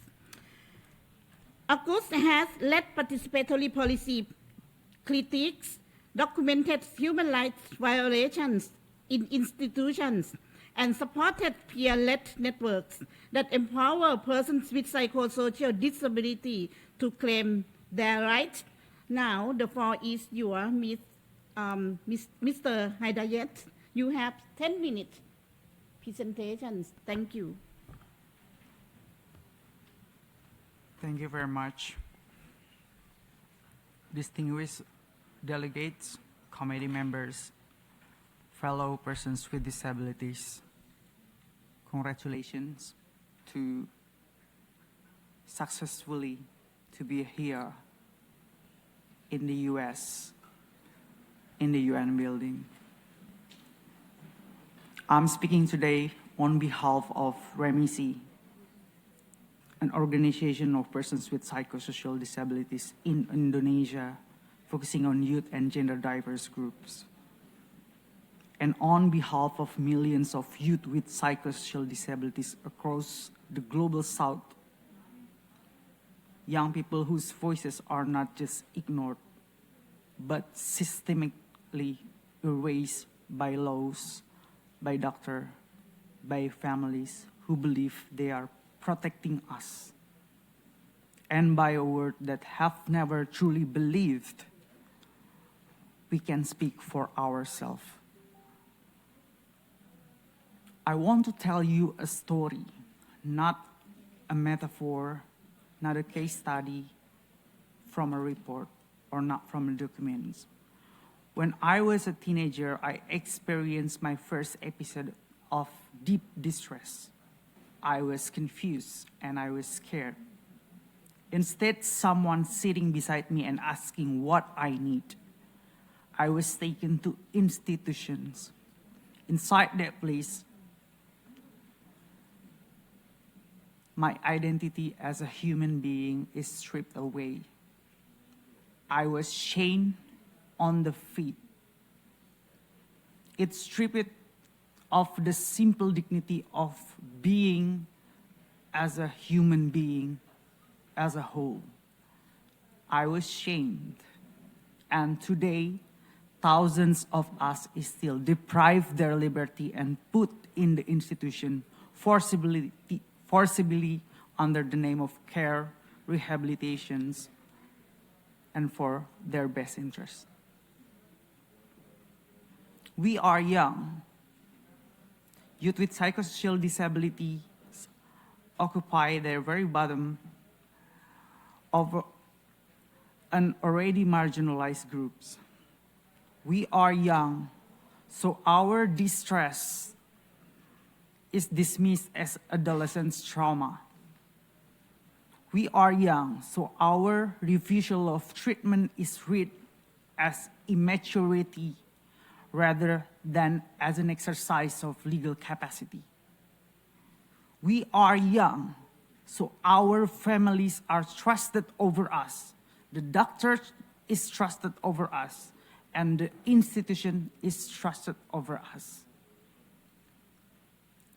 REMISI, my organization, has documented the situations of youth inside institutions in Indonesia.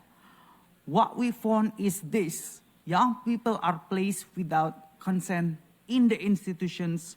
They are cut off from education, from peers, from futures. They are subjected to psychiatric restraint, to chemical sedations, to sexual violence that institutions do not investigate because institutions investigate themselves. And this is not a failed system. This is a system working as already designed. Within this already marginalized population, youth with psychosocial disability face compounding vulnerabilities that this agenda has failed to adequately confront. Consider what it means to be young and experiencing a mental health crisis. We do not yet have the legal standing to refuse treatment in most jurisdictions. Our parents or our guardians hold the power, and they are often the ones who bring us to the institution in the first place because they are frightened, because they were told this is what the care looks like, because no community-based alternative was offered to us. We do not yet have the economic independence to leave home. We have nowhere to go. We have no language yet for what is being done to you or to us, because the only language available is the clinical and psychiatric language.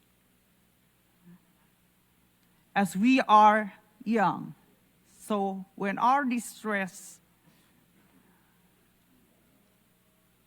as turning adults call as a trauma, when we resist, they call it non-compliance. We cry. They call us as attention seeking. When we are silent, they call it progress. Youth with disabilities inner life is permanently translated into someone else's clinical narrative. And we have no right of replay yet.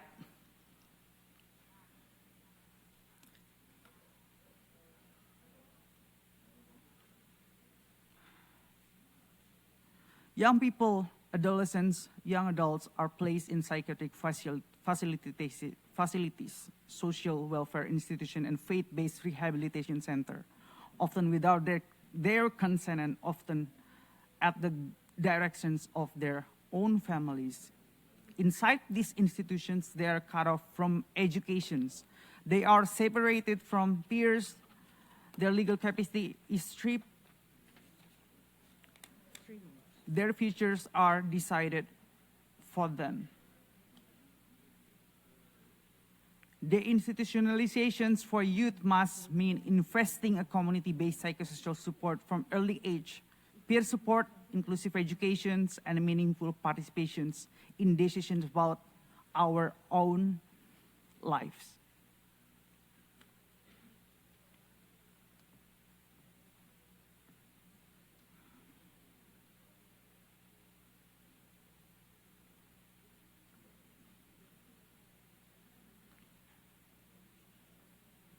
violence hidden inside mental health. Let me say something plainly that this room has been too polite to say clearly. Mental health law is one of the primary instruments of violence against persons with psychosocial disabilities. Across the world, including Indonesia, mental health regulation authorize involuntary hospitalizations, forced medications, indefinite detention, and the transfer of legal decision-making to guardians and to the clinicians. Mental capacity assessment frame as neutral, clinical, and protective are deployed to determine that youth with psychosocial disability lacks the capacity to make decisions about our own treatment, our own housing, and our own future.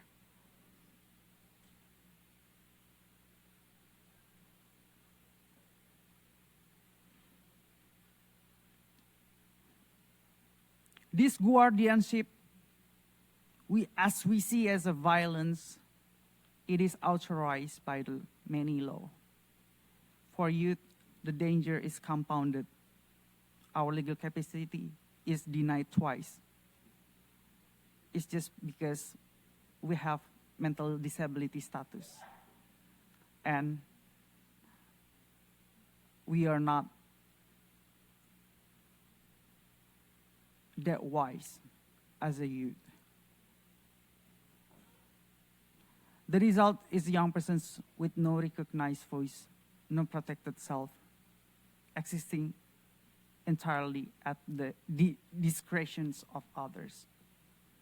Power, knowledge, and the validity of our experience. There is no more mechanism we must name the most invisible and the most dangerous. The institution controls who counts as credible witness to its own violence.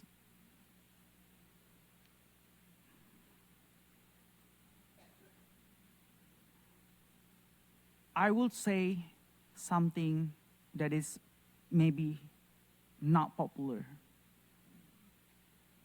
As youth with psychosocial disability, we do not need the care.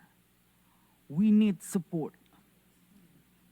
I want to challenge a word that will be used many times in these issues. It is a care. We hear it constantly, better care, rights-based care, quality care, but care positions use us as a passive receivers. It contracts a relationship where the provider is always the authority and always the experts, always the one who decides what is needed for best interest. Care extended indefinitely in how paternalism perpetuates itself by never allowing us to graduate into full personhood.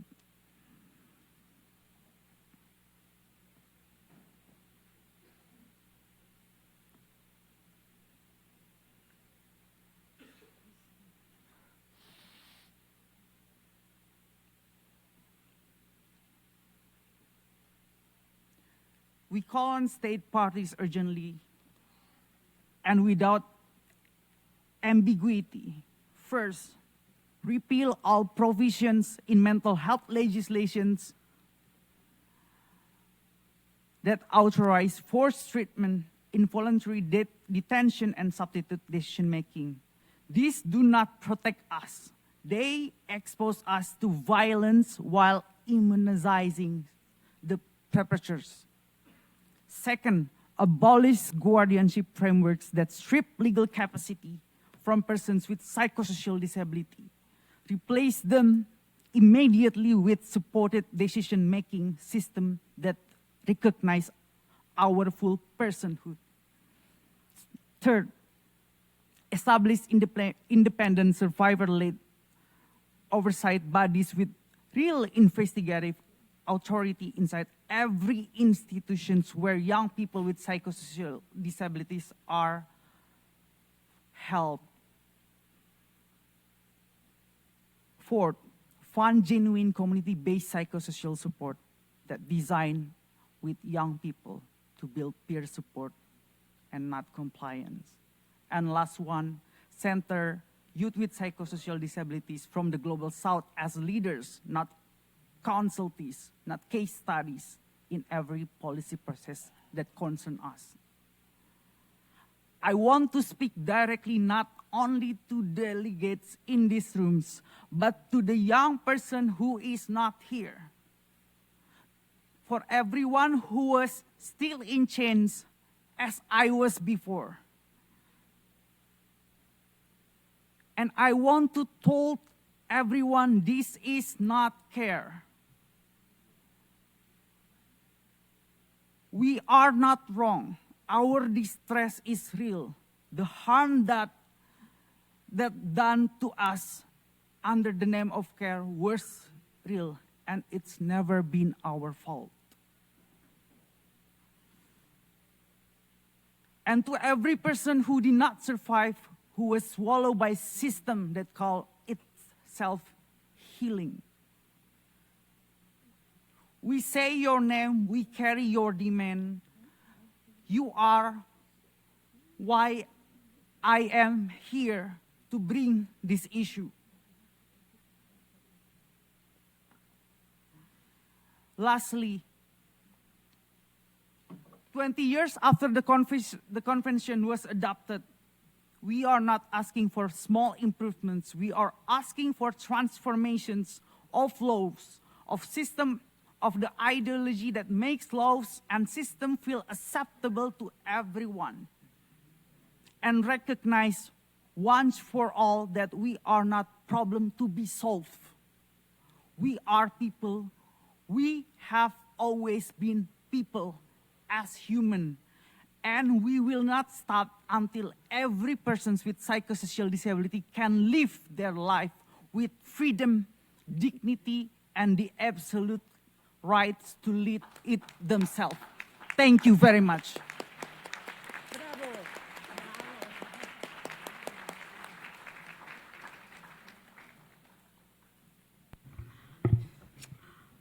Distinguished delegates and friends, I have nothing to say. Just thank you, Mr.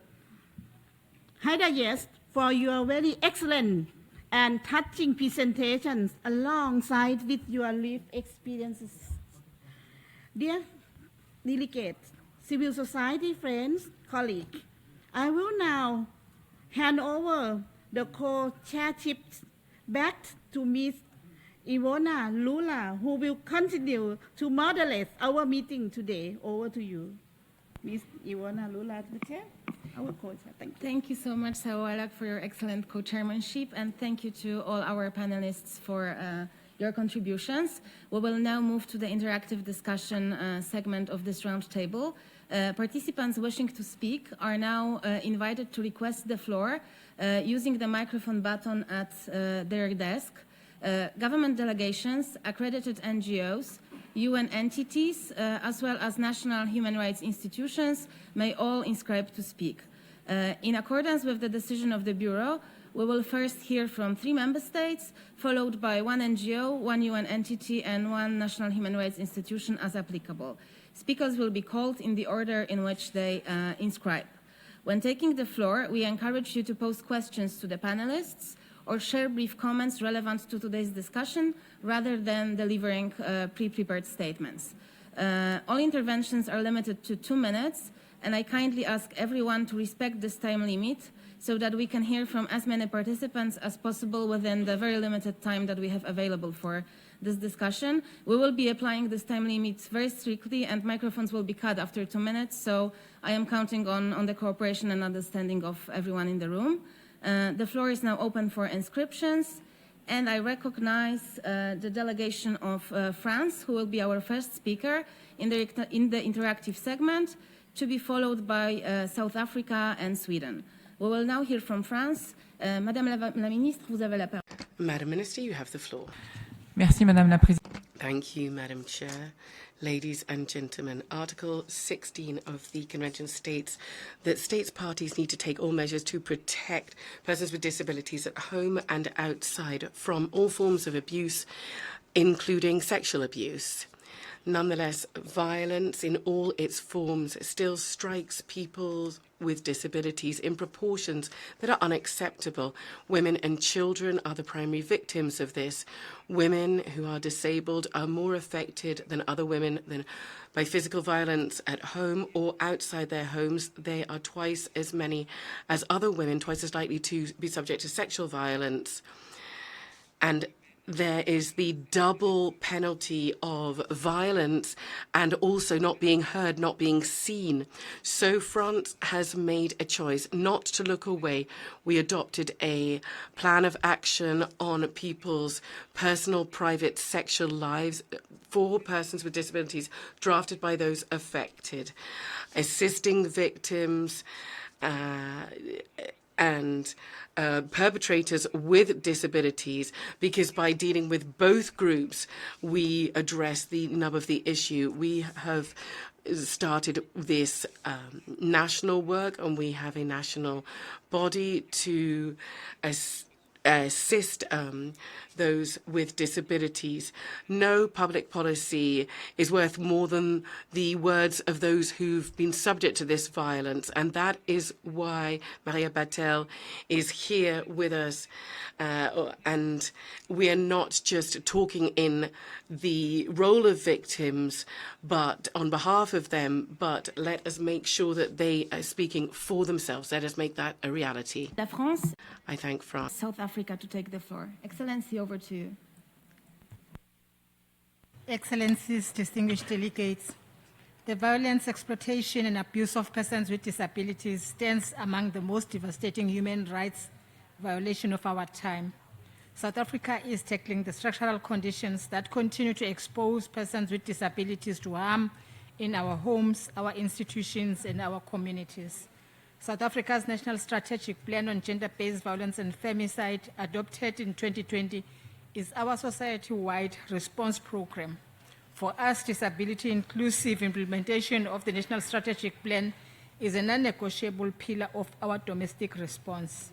In 2024, our Human Science Research Council study found that the prevalence of gender-based violence was twice as high for women with disabilities as for women without, that is at 14.6% against 7.2%. In response, our criminal justice system is implementing several practical measures to remove the barriers to justice. For instance, our courts are standardizing how they interact with hearing impaired victims or survivors through sign language, which is an official language, and communication accommodations. In order to prevent secondary victimization, the use of intermediaries previously reserved for children has been legally extended to adults with physical, psychological, or intellectual disabilities. Our justice system is also accelerating changes to the built environment to ensure that victims can physically enter our courts to seek justice at all times. Finally, we are currently developing a disability bill to consolidate, harmonize, and strengthen the protective architecture with disability organizations participating at every level of consultation. I thank you very much. I thank South Africa, and now I invite Sweden to speak, after which we will hear from an NGO representative. Sweden, over to you.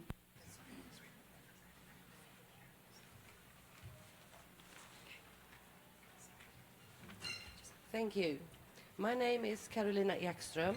I'm representing the civil society as part of the Swedish delegation, and I also serve as Vice President of the Swedish National Association of the Deaf. I would like to draw attention to the situation of deaf children who grow up in context of violence. Research indicates that deaf children are at heightened risk of experiencing violence, while at the same time facing significant barriers to disclose abuse, accessing protection services, and receiving appropriate trauma support.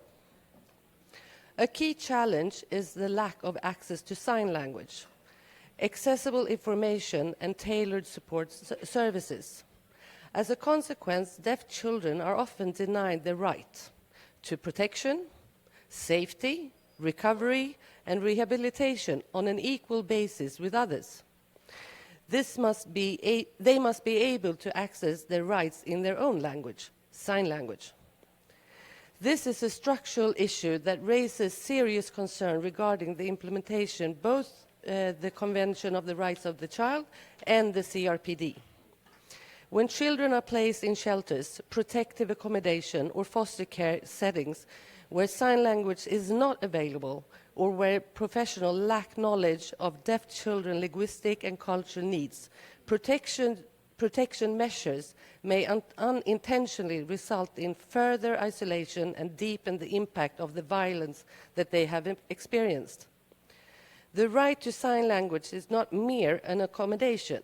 It's a foundation necessity for children to exercise their right to be heard, to participate in decisions affecting their lives, and to access effective protection. Therefore, I call on all member states to ensure that children protection systems are fully accessible in sign language and that deaf children have access to trauma-informed support provided by professionals with competence in the lived realities, language, and culture of deaf people.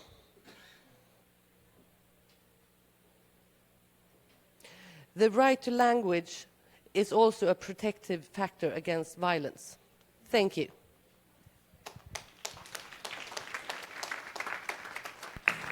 I thank Sweden, and now I invite a non-governmental organization who will be speaking from the NGO seat. Please identify yourself and the organization you are representing. Guyana will be next. Over to you, NGO. Thank you. I am Krista Carr, CEO of Inclusion Canada. In my country, the worst abuse does not always hide in the shadows. Sometimes it wears a suit and calls itself policy. Start with the gravest. In Canada, if you are in despair and you do not have a disability, the state fights to keep you alive. If you have a disability, it now offers to help you die. Same pain, two answers. More than one person with a disability dies by the second one every day. The UN committee called this law ableist and told Canada to repeal it. A right to die that only people with disabilities qualifies for is not a right. It's a verdict on our worth. So families are going to court.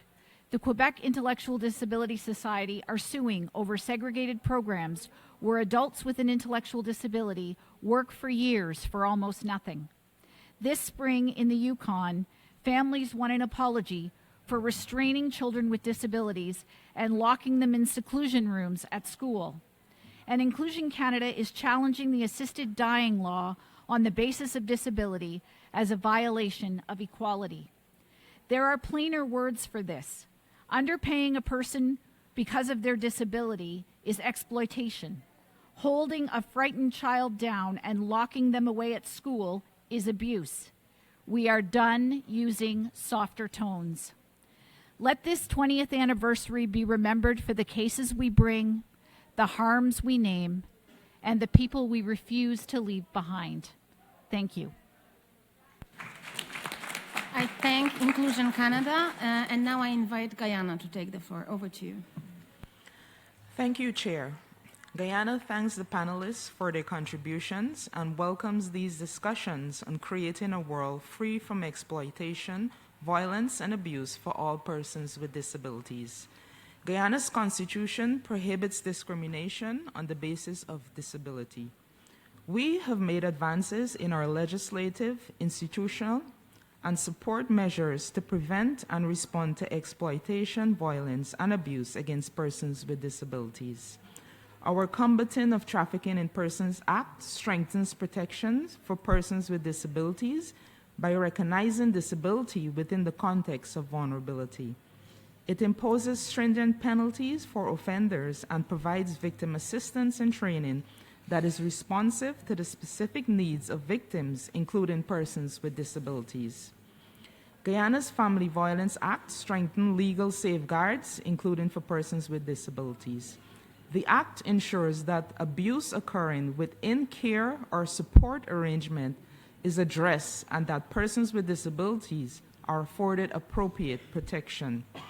These protections are complemented by responsive services, including shelters, psychosocial support, and case management referrals. A hotline service facilitates reporting of all forms of violence and abuse and connects survivors to essential support services.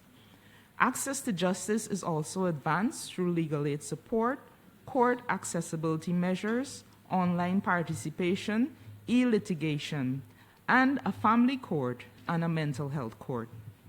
Guyana will continue its efforts to strengthen these mechanisms and public awareness while fostering close collaboration with persons with disabilities, their representative organizations, and partners to advance protection.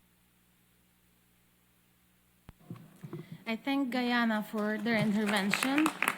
Before we move to the next speakers, who will be Georgia, Malta, and an NGO, I wanted to take a minute to thank our interpreters and conference services for agreeing to stay with us for 10 more minutes. Thank you so much. And now over to Georgia. Thank you, Madam Chair, Excellencies. Violence, exploitation, and abuse against persons with disabilities cannot be effectively tackled without addressing the underlying grounds of discrimination. The recent national report on the realization of fundamental rights and freedoms of persons with disabilities in Georgia documents significant progress in this regard. Regarding access to justice and criminal accountability, in 2025, the Prosecution Service implemented disability inclusive standards in over 73% of relevant cases, with witness coordinators supporting 83 persons with disabilities throughout legal proceedings. Criminal charges were brought against 96 individuals for crimes committed against persons with disabilities, and 110 individuals were formally recognized as victims, 51 of whom were women. Now, regarding women and girls with disabilities, during the 16 days of activism against gender-based violence, the Prosecution Service conducted 36 events nationwide. These initiatives included targeted outreach to ethnic minority communities, focused on the rights of women and girls with disabilities, and featured with distribution of informational materials in Georgian, Armenian, and Azerbaijani.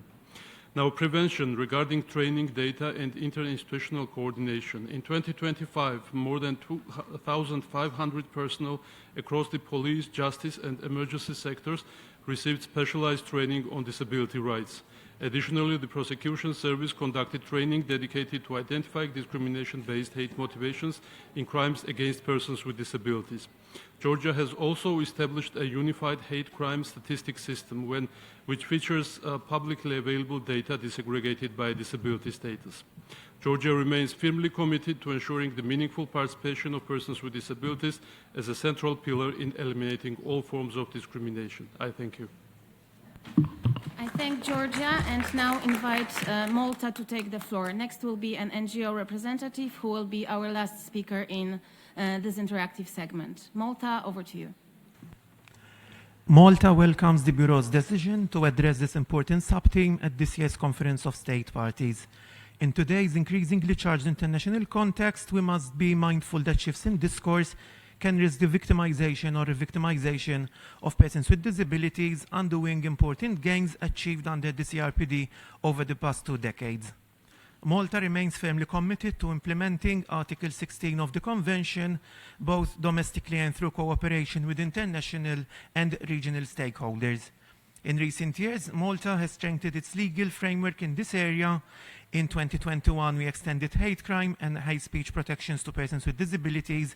In 2024, we introduced revised Article 251F of the Criminal Code, which comprehensively prohibits forced sterilization and NCAS consent criteria in the CRPD and General Comment Number 1. This year, Malta adopted Act 14 of 2026 on the safeguarding of adults in situations of vulnerability, strengthening protection mechanisms against abuse and neglect. Importantly, the will and preferences of the person remain central in line with Article 12 of the CRPD and Malta's Personal Autonomy Act. We also recognize that protection is only meaningful where communication is accessible. Demand for Maltese Sign Language interpretation continues to grow, and gaps in emergency provision can still create barriers for deaf persons, particularly when reporting abuse. We therefore stress the importance of timely and effective communication support to ensure equal access to justice and protection. Malta also continues to strengthen its community-based safeguards. We remain fully committed to eliminating all forms of exploitation, violence and abuse against persons with disabilities in line with the CRPD. Thank you. I thank Malta, and I now invite an NGO representative speaking again from the NGO seat. Please identify yourself. Thank you. Thank you. I speak from the Center for the Human Rights of Users and Survivors of Psychiatry. I wish to thank Mr. Hidayat especially for his very powerful intervention in this panel. I have only a few points to add. Psychiatric medications and electroshock have been recognized as forms of torture or other ill treatment for decades in international law, yet they still continue to be used routinely throughout the world against persons with psychosocial disabilities. Similarly, psychiatric involuntary hospitalization has always been condemned if it is done to people who are theoretically considered non-disabled, but remains a form of arbitrary detention contrary to the CRPD, and is itself also a form of torture. Survivors, there can be no exceptions to the prohibitions that Mr. Hidayat called for under domestic law as needed to prevent these abuses from happening. And lastly, survivors are owed systemic, collective, and individual reparations to create the conditions for transformative justice and personal healing, as called for also under the CRPD guidelines on deinstitutionalization. Thank you. Thank you. And I would like to thank all participants for your questions and comments in this interactive segment. I also apologize to all who have asked for the floor but could not be accommodated given the time constraints. I would now like to invite our panelists to respond to your questions. Given that we are running out of time, I kindly ask each panelist to limit their remarks to approximately 1.5 minutes, if you could. Let us begin with Dr. Alsaif. You have the floor.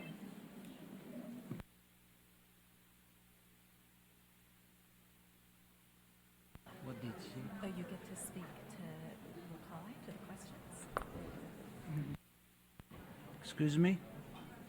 What did she? I'm not here.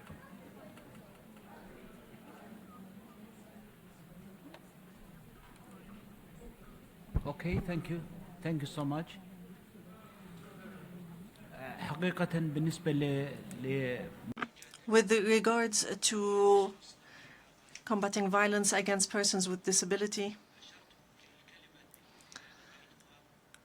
in my statement, I refer to a very important point, which is preventive justice.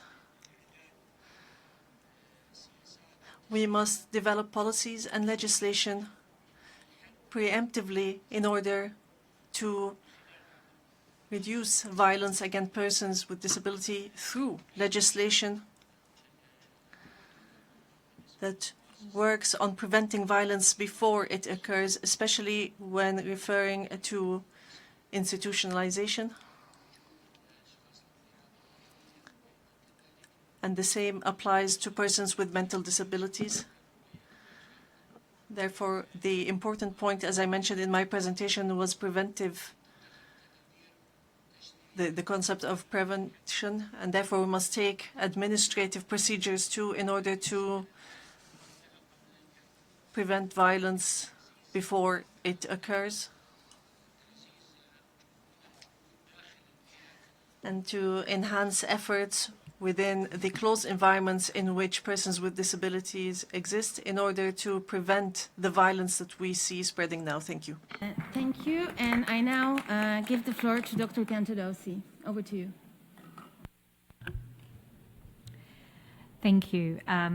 I would like to just repeat something that will stay with me from this conference. A right to die that only people with disabilities qualify for is not a right. And to thank Inclusion Canada for the words spoken today and also the very moving intervention that was delivered by Moira at the Civil Society Forum on Monday. If you haven't heard it, I really encourage you to. I can hear in the words of my fellow panelists and the other interventions spoken today how important genuine partnerships are with disabled people, and there are state parties who are doing this in various ways. I'd like to invite everyone here to stay in the room after this session is complete. There's a side event being hosted by the Australian government in partnership with People with Disabilities Australia and Women with Disabilities Australia, where we're talking about some of our approaches to inclusive co-design, where we can look at genuine partnerships, enough time to make sure that we are designing systems and policies from the outset that work for disabled people and lead to better outcomes. Thank you. Thank you, Dr. Piantedosi. And now over to you, Mrs. Rabatel.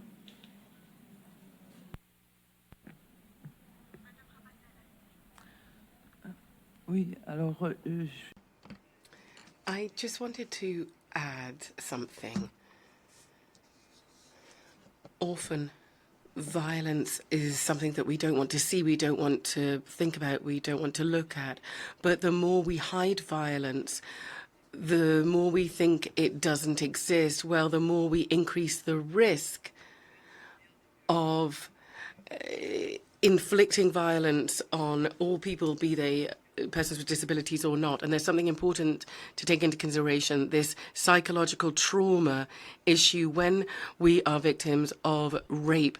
There are implications throughout one's whole life. And if we don't think about those consequences, that's very serious. And sometimes there might be an added disability, and people get increasingly dependent on somebody because of the very destructive impact of the initial violence. We mustn't forget that. Thank you. I now give the floor to Mrs. Amalia Gamio. Over to you. Gracias. Thank you, Madam Chair. I wanted to say that, yeah, it's right that there are a great many efforts that we've heard here from many countries, but regrettably, violence continues to exist in very many and very terrible forms. And I think that recognizing that is the first step to solving it. As I said, if so many people responded to this survey, it's because they remain invisible. And even worse than that, when they do complain, they are re-victimized because that violence is becoming structural. And there really is not a place that those people can go to make a complaint and to be listened to. I also wanted to refer to Canada because the committee did make strong recommendations regarding cases of euthanasia, but the problem is that persons with disabilities are being confused with people who are ill, or there are references to, quote unquote, they are suffering because of their disability. So the number of cases of euthanasia remains terribly high. And I also wanted to say that institutionalization is a terrible form of violence. We may have lots of solutions, and how excellent that is that we're trying to do things, but we need to look at what is missing in order to raise the visibility of this violence and to solve it. Thank you. And last but not least, we will hear from Mr. Hidayat. Over to you.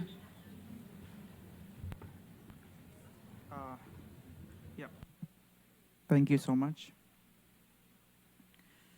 I would like to give a feedback and offering a message of both urgency and hope, as my journey reminds me that change is possible. And thank you for the comment from Tina. And I also reminds me that no one should have to survive violence, coercion, exclusions, or institutionalizations in order to have their humanity recognized. Nearly 20 years after the CRPD, we have made important progress. the convention has transformed how the world understands disability, dignity, and human rights. But yet, for many persons with psychosocial disability, especially in the global south, the promise of the CRPD remains unfinished. Too many people continue to experience discrimination, deprivation of liberty and denial legal capacity, and exclusions from their communities. I would like to end my statement with encouraging everyone in this room and everyone who is watching. Let us build systems that respect autonomy rather than control. Let us invest in support rather than coercions. Let us create communities where persons with disabilities are not feared, managed, or spoken for, but respected as equal members of society and leaders in their own lives.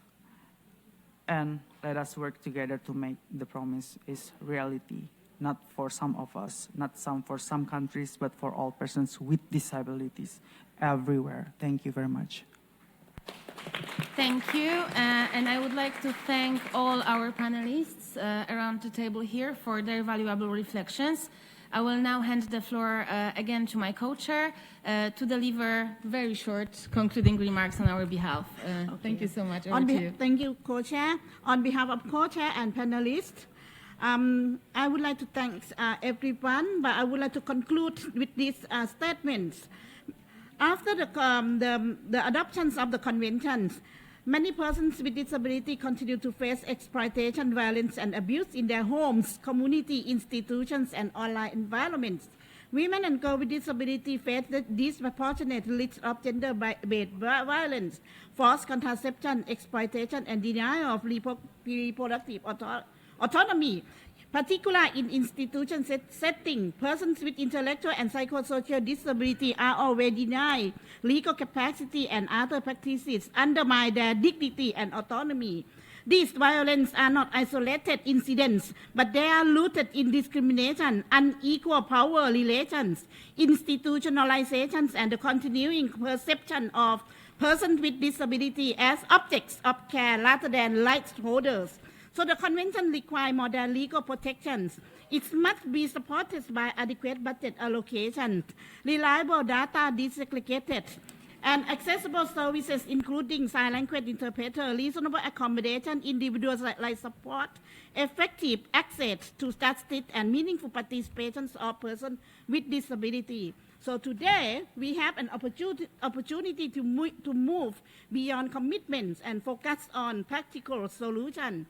Our discussion has highlighted many concrete actions to strengthen protection system and support survivors. Let's work together to achieve this milestone and allow persons with disability can live free from violence, exercise their legal capacity, make their own decisions, and enjoy dignity, autonomy, and equality on an equal basis with others. Thank you very much for your patience. Thank you, the floor. Thank you, panelists. Thank you, co-chair. Thank you. Oh my